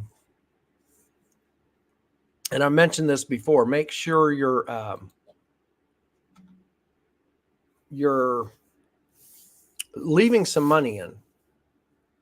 The only way your account's going to grow exponentially, and the only way you're going to get to these extra zeros is by your account growing. So I don't recommend somebody pulling out everything. Okay? And that's the way I looked at it. It was mentioned in there, the 20K investment. That's what I had to tell my wife, guys. That was not an easy conversation to do. My back was bulging disc. I couldn't move. I couldn't stand or sit for longer than 5 minutes. My legs going numb. That's when I looked into Forex and found it. That's when I found the guy. I was able to go sit with them. I had a lot of back treatments. It was a whole different conversation when you have 40,000. I had 40,000 from construction down there in Naples. And I was going to spend 20 grand on some dude teaching me how to trade, which she knew nothing about. And then I was going to take the other 20 grand and put it into an account. So that was not an easy conversation. That did not go well when we first started talking about it. And she went to college. So I changed the conversation. It was like, Beth, how much did you pay for college? I went that route. Well, she paid more than 20 grand. And I said, well, I'm looking at this as being the college equivalent of me getting my degree in trading. And I'm only going to pay 20 grand. That's exactly the way I worded it to her. I said, you could make a good living. You got a good job off your degree. In order for me to do the same in trading and be successful, why wouldn't I get educated? Why would I continue? Because where I started was looking up online, YouTube. There wasn't really much of YouTube going on back then. But you look online, you saw forums, discussion boards. And I had to poke and go through that and try to figure stuff out. So basically, I was like, you paid more than 20 grand for your college education. I'm going to pay 20 for mine. So I had to go that route to convince her to even consider that this wasn't the craziest idea she had ever heard. Plus, we did some digging into the guy, and she actually met him. He came over to Naples. Of course, I had already went and visited his house and all that stuff. But anyways, this is where you're at. This is where you'll become. And it would be nice. But the thing is, in order to be over here in the next column, you just have to have more money in your account. And so that goes with leaving money in. Whether you're doing it with real money, your own, or you're doing it with prop money. When you grow your account, because I know a lot of people are trading with props. And one of the biggest things is they want to pull out all their profit. The more money you leave in the prop firm, the more, what is that? First 100 something. The more money you leave in your prop firm, the more room you have for pullbacks, okay, for drawdown. So I don't recommend pulling it all out. Everybody's so quick to, okay, I got to make 3 grand on my prop account, and then I can pull out whatever it is, depending on the broker. And what happens is, it prevents you from blowing out your account. It prevents you from hitting that drawdown. Yeah, exactly. That's what it does. So I don't recommend pulling it all out. I do recommend getting some. Here's why. You have to get a payday. I mean, you're working hard, you're trading hard. You're not sitting here for your health trading. I love trading with other people. So yeah, I'm here building lifelong relationships with other people. You'll keep in contact, maybe visit throughout time or meet somewhere, Florida or whatever, to trade together, have an event. And that's great. But ultimately, you need to make some money. So that's what you're sitting here for. So when you do trade through a prop firm and you pass that eval, you go into their, with Top Step, they still have their eval accounts, and then you move into they call it a funded account. Technically, it's still paper money, but you get paid. Same with Apex. So they don't actually fund an account. A lot of people think they fund that second account. When you pass an eval, you go into a prop account, or PA account with Apex. There is no live money still funded. You're still paper trading. They still do payouts. I know it seems stupid, but they got to make sure you're sticking by your rules. The money that goes to pay people out is from new people coming in, people blowing accounts. I hate saying that, but you're always going to have that. And also there are some traders that actually trade real money for Apex and Top Step. Those traders, they're trading live funded accounts. You get invited. You don't go in and ask Apex and say, hey, I think I'm doing well. I've had this PA account. I know it's demo, because you're making money. You're getting paid anyways. They invite you. Same with Top Step. Top Step invites you to come up and trade an actual live funded account. It's not by request. It's not filling out a form. They actually ask you. But irregardless, you're getting paid on the second demo account.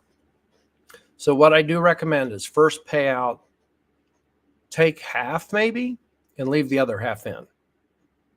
Okay. I know that's what I did with one of the local traders here. Was told him that same thing. Just take half payout and leave half in. He didn't. He took the full payout. Well, that leaves your drawdown amount very low. And what do you think he did the next month? I don't think anyone's guessing. He blew the account out. If he would have just pulled out half of that profit, left the other half in, he would have still been in. But his drawdown was low because he pulled out all the money. So guys, that's all I wanted to cover was this trade, how it went from a 5-minute trade. So it started out 5-minute trade, hour before news, and went from there. After the quick news release, it hit 30, closed out 40 contracts or lots, as they're called in Forex, and then left 10 on, moved stop quickly. As it pushed down, I moved my stop, not quite halfway. And then I wanted to go over how I moved my stop as it went. Had to sit through the pullbacks. You guys have seen, most of you out in the Discord, where I've posted the images, and you've seen where it was like 5 days sitting, going nowhere. So had to sit through that. And then again, as it pushes, as it gives you that push, that extension in that direction, that's when you move your stop. Don't move your stop when it pulls back. You wait till it extends, wait till it pushes. So again, hopefully you thought about that. I covered that in the beginning. Try and think about that. I don't even know what this button's for. There. Sorry. What is this? Am I at 100? I don't know. Anyways, hopefully you thought about that in your trade size. Okay. So just hopefully you adapted the size down and traded or looked at that as your trade and looked at every time we stopped at a screenshot and talked about where to move the stop. Hopefully you thought about, where you would move your stop. Would you still be in it? Would you close out partial? Okay. The hard set rules should be something that you have in place on paper. Again, if you have one monitor, don't bury it. Okay. I've got my trade criteria is in a Google spreadsheet. Okay. I can print it out or I can pop it on a screen. If I'm on my laptop, it's one monitor. So if I'm on my laptop, I want to print out my trade criteria sheet. I want to have it next to me. I want to wait for that criteria, my checklist. I want to check it off. If I check it off, I'm getting in. If I have two monitors, well, if I'm trading on one and have Top Step or TradingView or whoever I'm trading through that day or MetaTrader, I can have it on one. The other, I've got big monitors here. So this other one, I split screens on this one. I can have Discord open. I can have my trade sheet. I can check off the list over there. Okay, I don't have to necessarily print it. But if I print it, that gives me more screen up here. Okay, so what I don't recommend doing is having it on Google Sheets or Google Doc up on your monitor, and then it gets buried. It gets buried by your trade platform. It gets buried by Discord. It gets buried by, Facebook or Instagram or whatever you're doing. So I do recommend keeping them in your face on your desk, both your trade checklist to get in and then also trade management. You should have a trade management set of rules. It could be on your trade checklist. You guys know that mine originally was. Do I have that I can show real quick? Yeah, let me find the main one here. Let me find it real quick.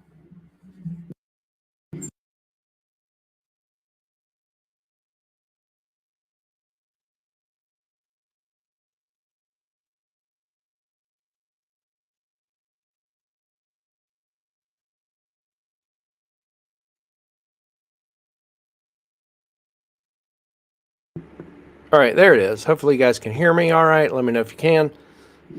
Mic should be back on. So this is the original trade sheet. Made it back up in 2006. So it's old. I've changed a few things, but it's been around almost as long as I've been trading. So this is what I made up for myself back in the day. And there was no Google Sheets online. I made it up in spreadsheet, Microsoft, but this was it. That's it's had some changes over time. It should as I trade. So basically, what am I trading? What market session is it? U.S. market session. What time? It's 8 o'clock. What is my end time? That end time is not session end time. That's how long am I going to take trades? That's for me. Now you can put session end time, but is it the whole session you're marking? Is it 8:30 in the morning to 5? Are you marking the whole session that or just part of the session? How long are you going to trade? I like to mark down just how long of a session I'm looking to trade. Entry time frame. What chart are you entering on? Is it a 3-minute? Is it a 5-minute? What's the trend direction so far? That you really got to look down here. Okay. What asset are you trading? What are you looking to trade? Gold? You don't have to fill that out until you find an entry. But this is something that you should do before you trade. I sit down. What time frame am I trading? I'm not going to do a trade target actual profit till I take a trade. But I do need to look at this pre-market news analysis. Is there news coming out? What time? News release, 1, 2, 3. What time? 8:30 a.m. or 8:30 a.m. Eastern. U.S. news. All right. Non-farm payroll, ADP, CPI, PPI. What news release come out? FOMC, 2 p.m. Eastern. FOMC, mark down the news. It's coming out that day. That's something you could write in early before you start trading. Guess what? This is my to-do checklist. Let's look out. And now I've got daily 4 hour, 1 hour, and 15 minute. Okay. You don't have to do, these are the 4 when I was trading. I was trading on the 15 minute. So this would change to 4 hours, and it's changed. This one I just found in one of my Google Sheets I had open. I have this out there as a full sheet. So I've changed it to 4 hours. Now, if you're trading on a 15 minute, you'd keep it. So 4 hour, 1 hour, 15 minute, 3 minute, 3 or 5. What's it doing? And you just shade the area. If you're using it as a sheet, you can click on it and color it. But basically, what are you supposed to do? Find the highs and lows. Draw zone boxes. Draw an outer uptrend and downtrend line. Draw one of each, your outer ones. That's all something you do pre-market. You have to do it in the morning. If you're trading the U.S. session, you got to do it in the morning. Why? Because things change overnight. During the London session, Asian session, things move. So you got to make sure to freshen your charts in the morning. Entry setup. This is where it comes to your checklist, your criteria. If I'm trading with the trend and say it's going up and I want to get in long, and I'm looking for a long, that's great. I'm looking to trade with trend. 50% reason, I'm not going to get in. I'm not just going to jump in. No trade. Break of a trend line.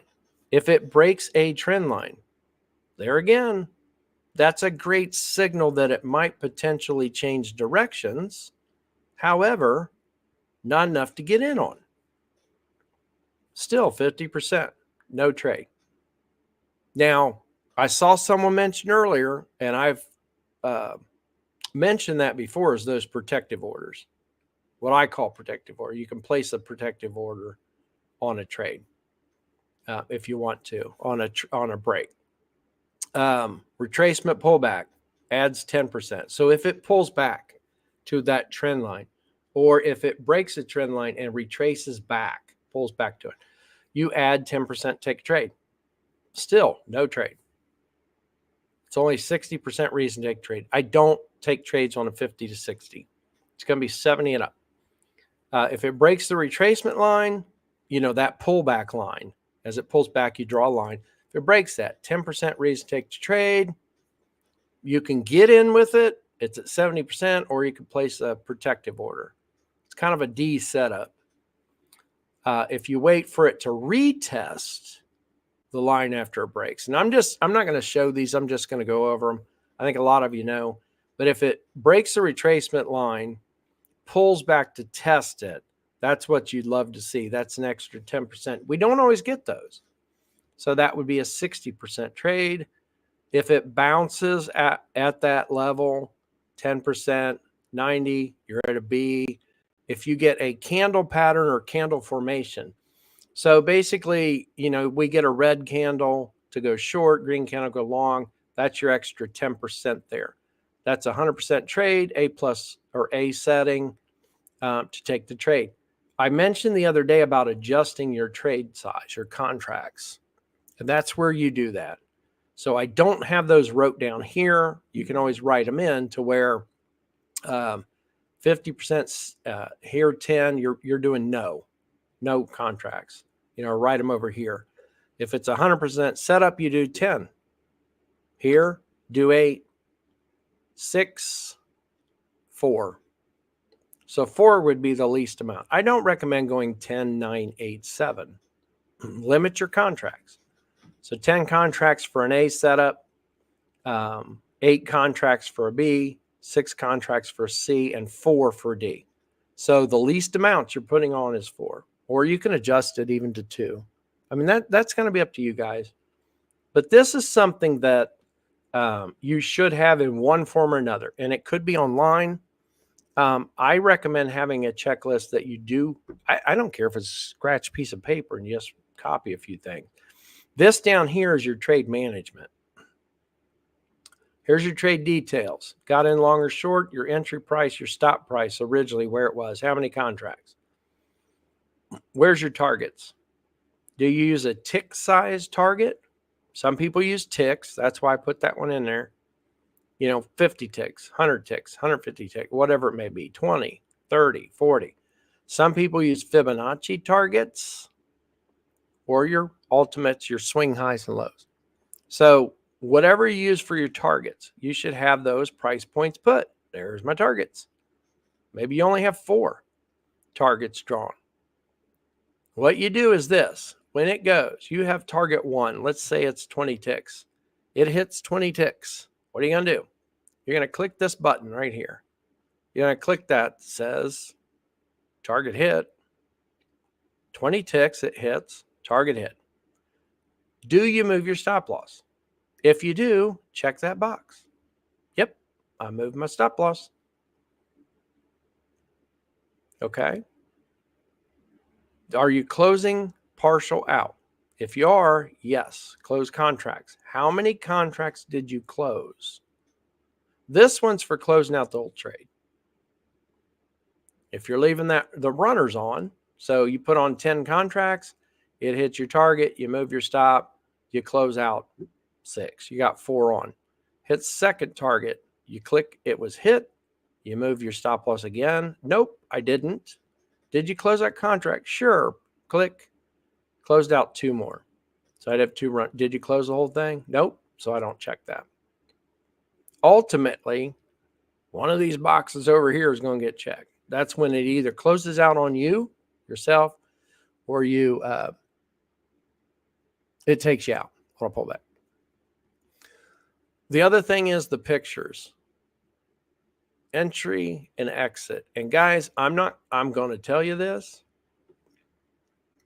I just try and tell people exactly what I'd want to be told. And you may not like it. And I'm just going to say, I don't care. This is something you need to do. If you're not doing it, you're failing yourself and your family. You're failing yourself. You're failing your trading career. You need to be keeping a journal of some point. When I started teaching people back in the day, and I quit because it was, I was getting 3 hours of sleep 4 times a day, the 24-hour period, because I was trading the London session and everything else. So I was trading every session. So it became hectic on 1, our marriage, and then 2, Tyler was born. And so I had to cut back. And as I cut back, I just got away from that. But this is something that, and you guys have seen, if you go out to whatever, I think some's in here, I don't know, on Discord. But if you go out to the website, I show pictures out there of the back then when I was training. And we had local trade group that we got together. And we got together and traded live. This is what I told them. Do not show up without your binder. I mean, this is going back old school kind of. And I know this was 2006. It was, you don't show up without your binder. We made one guy leave. He came in to trade for the day. He did not bring his trade binder. He left. That's how serious we were. And it wasn't just me, it was the other people. We're trying to build something that people would use, stick to, and set as a rule for themselves. I made them keep a 3-ring binder. I made them print these sheets. I didn't care if it was color, black and white, but I made them print the sheet, made them keep a 3-ring binder. They had to print 2 images. I didn't have it set up like this. It was just, this was their trade sheet that had to be printed. They had to have an image of when they got in the trade. They had to take a screenshot of when they got in the trade, going back to the euro here, wherever it is. I don't have the screenshot when I got in. I do. It's not here, though. But that picture right there of where you took the entry and your markup, you better have a picture. You have to have a picture to go with this. And I'm going to be able to look at that and see off this checklist, anybody, I should be able to give you guys a book binder. You should be able to give me your book binder. I should be able to thumb through it, and whoever it is, Travis, I should be able to go to Travis, and Travis, it is in the Discord. We'll get you in there. I should be able to go to Travis. Actually, the link should be in the YouTube, the bottom of the YouTube. If you go to like see more description or something, I should be able to, Travis, I should be able to meet him somewhere, having coffee or whatever. And he shows me his book. This is back when we did binders. I mean, you can use online now, use Google Sheets, but I would have to thumb through. Give me your binder. I want to see what you did. I want to see what you traded last week. Let me see your binder. Okay. Give me the binder. This is a rule that in order to be in this group, they had to have. They'd give me the binder. I'd pull it open. I'd look. Oh, wow, you traded gold. You got in yesterday. There was your start time trading. Here's where you, got in. We had a time when you got in. That's it right here. Your entry time frame. Sorry. And some of this has changed since then, but this down here has not. The criteria, this has always been the criteria. So I could look down and they would have shaded over here a B or a C or D. That I've added. It was all percentage for us, but I know a lot of people like to do an A+ setup. So that's just adapted from the percentages. But I could see they had a 90% setup. I could see their entry price. I could look down here. It tells me the whole story. So they didn't have to pull. Oh, wait, Butch. All right. I know you want to see a trade I did yesterday. Let me boot up my computer and let me go back in my chart. Oh, sorry. I deleted all my trend lines and everything. I deleted my support and resistance zones. I just cleared it all off today when I started trading. I'm sorry. I deleted all that. So I can show you where I got in. But see, I want to see the picture. I want to see what they were looking at. What made them get in? That's when they were trading. What did the chart look like when they were trading? Okay. Did it have, trend line? This one has a retracement line. It also had this support and resistance level. Okay. So, and I could zoom back. The other image I have is actually zoom back and has more. But that's something I want to see. Before this happened, what did the chart look like? Okay. Then I can also look down here. I can say, oh, wow. Okay. Well, when it hit this Fibonacci target level, or if you're using highs and lows or pivot points, it doesn't matter. You could change this to pivot points. R1, R2, R3. When it hit the first pivot point level, it got hit. I see you moved your stop loss because that box is checked. I could see you closed out 5 contracts out of 10 because you checked that and you wrote 5 here. This is not checked, so I can see you left the whole rest of the trade on. Now, someone else is using tick size. I see it hit 20 ticks. And then you marked it was hit. You moved your stop loss. You closed out contracts. You closed out 5 out of 10. So the rest are still on. It hit 40 ticks. I see when it hit 40 ticks, you moved, when that level was hit, because you already have this filled out. Let's say it's by ticks, 20, 40, 60, 80, whatever. So that should be filled out. Oh, yeah, I see you checked off this because your 40 ticks was hit. You moved your stop. You closed out contracts 1. Closed out 1 of your 5 runners. Oh, I see it hit 60 ticks because you got that checked. You moved your stop loss again, and you closed out, because that's checked. How many? You closed out 1. Now you have 3 runners on. I can see when it hit. Oh, wait, you don't have that checked. But you do have this checked, that it closed out. Must pull back on you. Or did you close that out on your own? Well, no. Why would I close it out on my own, Butch? My rule is, as it hits my levels, I'm just going to move my stop. Close out partial. Let the runner run till I get stopped out. That's where you're closed out.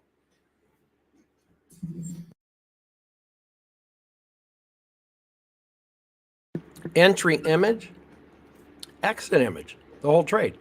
I'm not done with my exit image yet. Where's it at? Oh, it's in the Discord. I'm still not done yet. So this is my exit image right now. If I was to close, that's my exit. There's my price I got in. Okay. If it was to pull back and stop me out now, this would be the image that I would screenshot. And that's my exit image on that trade. With all my boxes checked in here. I don't use hard set targets. I like to just say an extension. I don't like to limit myself on these bigger trades.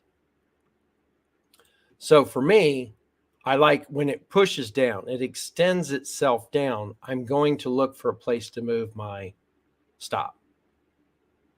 And then I'd close partial if I'm going to close partial. Okay. So I don't know if I can link that in here. Let me pull this out of the way. But that's the thinking you should have.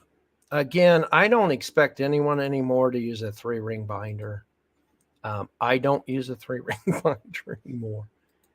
I don't. We've got too many other things to do. I'll have to share that. I know I have the power or the sheet out there. That's like the power trader sheet. I'm trying to find a link here to something else. Okay, so I do have that somewhere. I'll have to find it. I'll share it in there. I think some of you guys already know where it is. I'm going to comment if this will work. I just posted a link to the Discord in the comments section. You should be able to click on that and join. But I'll go find the link. I've redone this. So right now that trade sheet is that one you just saw is like in one of my master sheets. So that's not the one I want to share with you guys. I'm going to share one out there, and what I've done with it, is that the one? Guys, I think I've copied it multiple times. So it has the master sheet with nothing in it. Don't ever fill that one out. And then it has a bunch after it copied if you want to use it on Google Sheets. So you can go to Google Sheets. When I share that, I'll look. I'll have to do it tonight because I got to scooch here in a minute. But go to Google Sheets when you click on it and make a copy. Click File, make a copy of your own. But what it's got is it's got multiple, where I've took the main sheet and copied it multiple times. What you want to do is you just go down. You could change it to the date on the bottom. But what you can do is just fill it out online. It's kind of the equivalent to doing, what am I saying? Like a binder. I was trying to see if I had it real quick. Is this it? No. Yeah, I'll have to find it because I think it's in one of my other email accounts. I don't think it's in, you know, you got multiple email accounts. Yeah, it's not that one either. So I'll have to look for that. But basically, you'll want to go out and share that or make a copy of it, okay? So I'll share that later in the Discord because I think everybody should be using one, whether you print them out yourself or just keep it as a Google Doc. That's up to you. If you have a trading, partner, someone close, and I don't care, guys, you guys could, share them in, like the journaling area of Discord. So we have that journal area now. And you could share those in there after you fill them out. And that way people can look and see what trade you got in, how you manage it. It's good practice to get into. You don't get to take trades like this and get in stuff like this until you're disciplined. I mean, I just don't fly in and out of trades and take them for no reason. That takes time to build up. I didn't start here either. We started down here. I started right where everybody else is. Just trying to get by and make, 100 or 2 or 3 a day. There, I needed $5,000 to survive. That's the least I could make, because that's what I was making in construction back then. I was managing a guy's homes. He was making the bucks because all those homes were $3 million and up. All I was doing was managing them. And that was 2004, and that's all I made was $5,000 a month. So I needed to make that. My back was injured. I couldn't do a thing. I could stand and sit for 5 minutes. This is no lie. My wife hated it. We were in Naples, Florida. I was no longer able to go to the beach and walk with her down the beach. She'd have to go by herself. We had no other family down there. She didn't have a lot of friends down there. We hadn't been down there long enough. She had a couple coworkers then but they were all married and had kids. So it was rough. So I had to find something and did back decompressions. And I'm not going into all that, but was finally able to sit for 3-4 hours. And that's when I got into that training. So here we are today. But back then, I was lucky there was one month I hit barely over $2,000. And that was not $5,000. And my wife just hit me hard because I was pulling it out at the end of the month. Leave your capital in, try not to pull it all out. At that point in time, I opened the account with 20 grand and I had to make a certain amount of money. I was not making it when I started. It was like, okay, first month I made like 1,500, but we needed to pull it all out. That does not help me grow equity in my account. Next month, it was like 2,300 or something. Still not $5,000. Wife not happy. And we had to pull it all out, what I made. Still not leaving any equity in. Not growing my account. But that's what I struggled with. And I know a lot of you guys struggle with that too. It's like, I want to pull this money out. I need to pull this money out. If you have a need to do it and you have to pull money out, it does not allow your account to grow. So you're not growing your account exponentially, which is a shame. But if you need the money, you need the money. Only when you can leave money in, then you can start trading with more contracts or more lots. So, everybody's over here starting out and you're just trying to make, I didn't know if it was going to work for me. Not at that point when I'm just, pulling out 1,500, 2,300, $3,000, 4,500. At those points, it got better every month. That's the only thing that kept me going, was every month the profit was a little more, a little more, a little more. But it wasn't life shattering.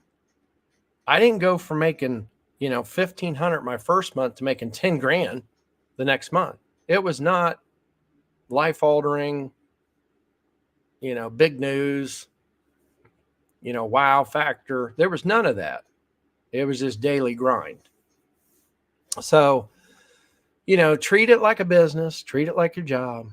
You guys have heard me say that multiple times. That's how you got to treat it. But stay in your lane for now. We'll just call those lanes.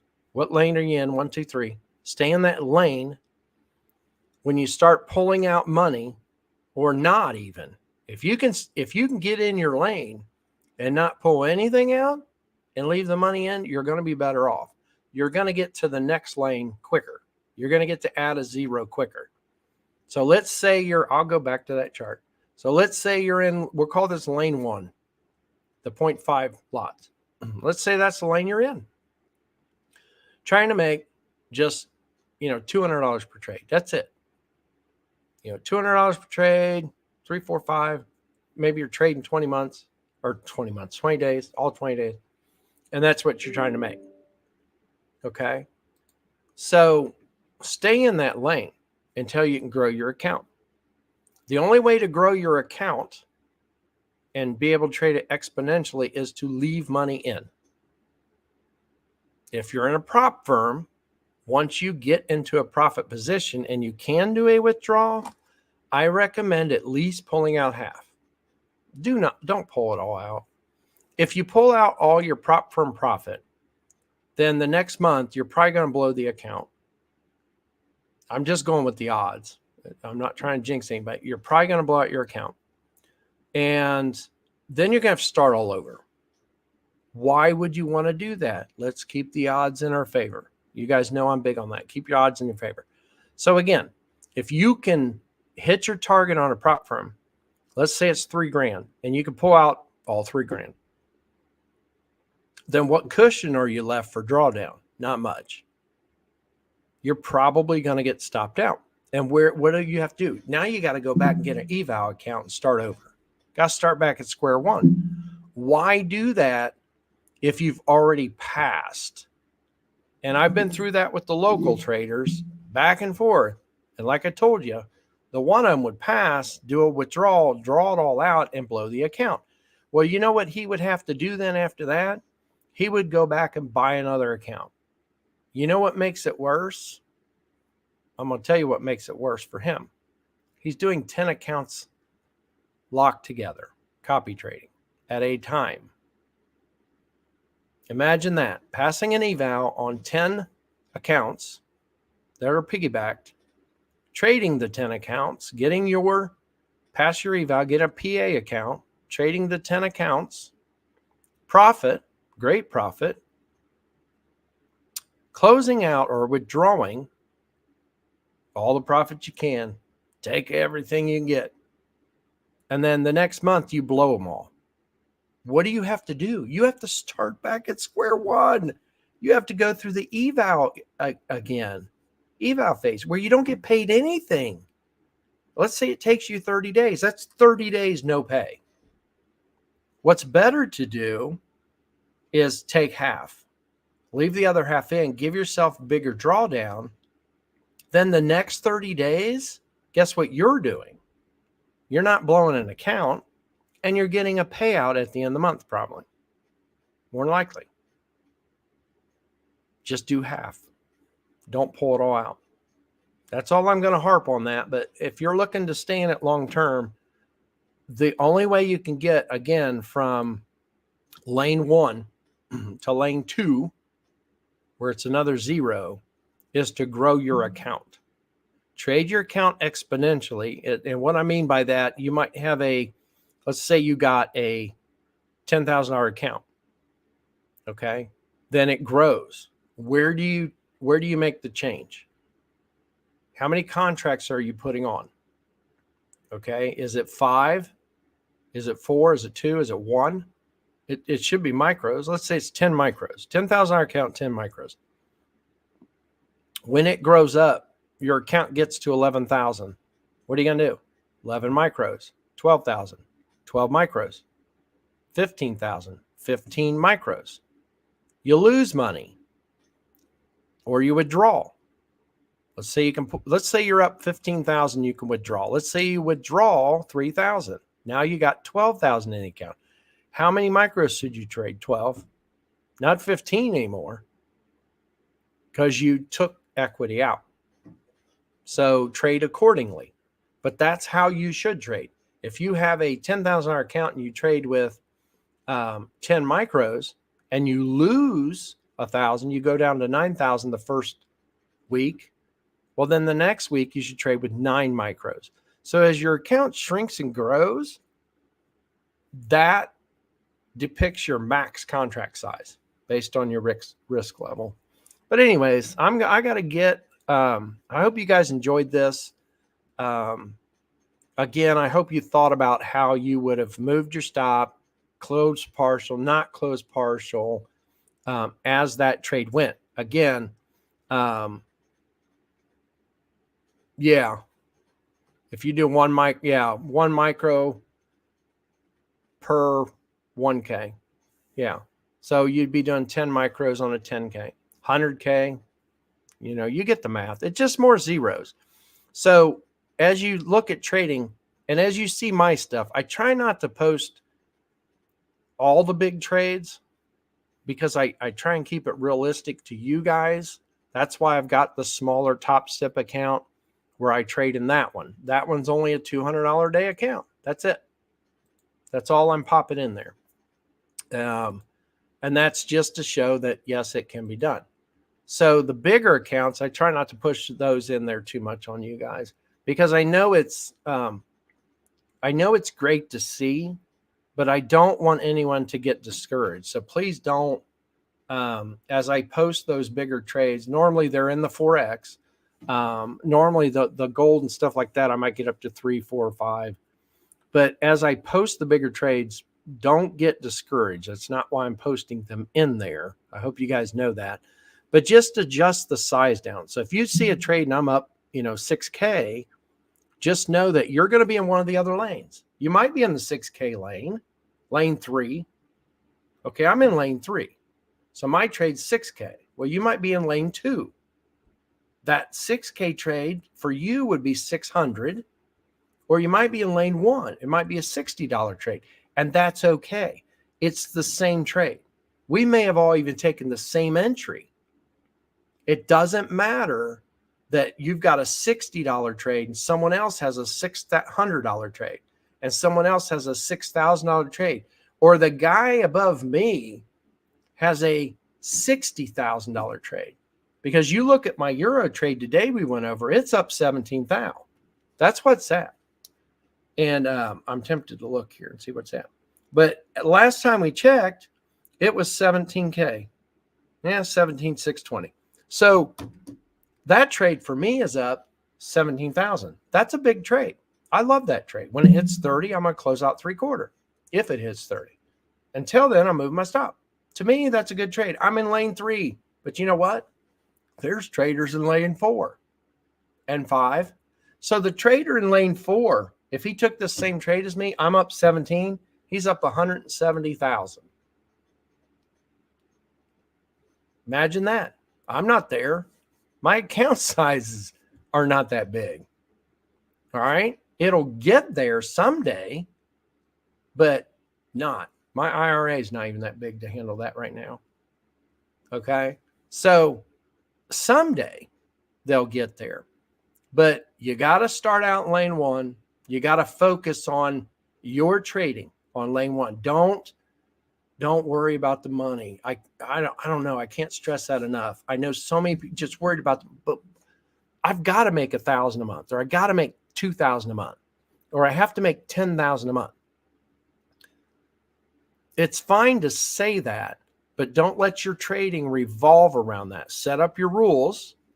You want to make 10 grand a month. Okay. How much do you need to make? Divide it by 4 weeks, divide that by 5 days. That's how much you need to make per day. That's your goal. Set up your rules, but ultimately it's your trade entry criteria checklist has to be set.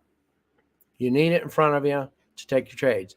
Then it's once you're in a trade, what do you do? So after you're in a trade, check 1, trade checklist, entry checklist. Now we're in phase 2. We're in the trade. Where am I at now? Phase 2, trade management. So phase 1 is getting in, picking a good entry. Phase 2 is managing the trade. Phase 3, pulling out profit. But you can't get to phase 3 without phase 1 and 2. You have to get phase 1 and 2 in line. And then once you're pulling profit, then guess what? Once you have phase 1 in line and you're sticking to it, and you have phase 2 in line and you're sticking to it, and you have phase 3 in line That's nothing more than pulling out profit. Guess what? Grow your account. All you're doing is leaving. You're not pulling it all out. Every month you leave some in. So you grow that account so you can trade more contracts.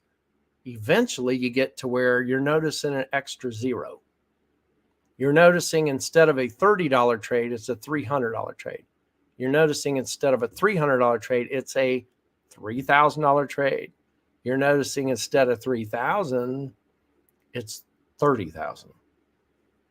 All that is growing exponentially. Fatigue, yeah, depends on your time frame. I take breaks. I've never shown you guys. I thought I did the other day, screenshotted my times. I was going to show you this. It's a phone. Someone somewhere the other day posted that they didn't know news was coming out or didn't realize what time it was. Guys, a phone. I have 1:50 a.m. I don't want to show all of it because some of it's about my kids. Can you see that? Probably not. What'd I do? I hit something.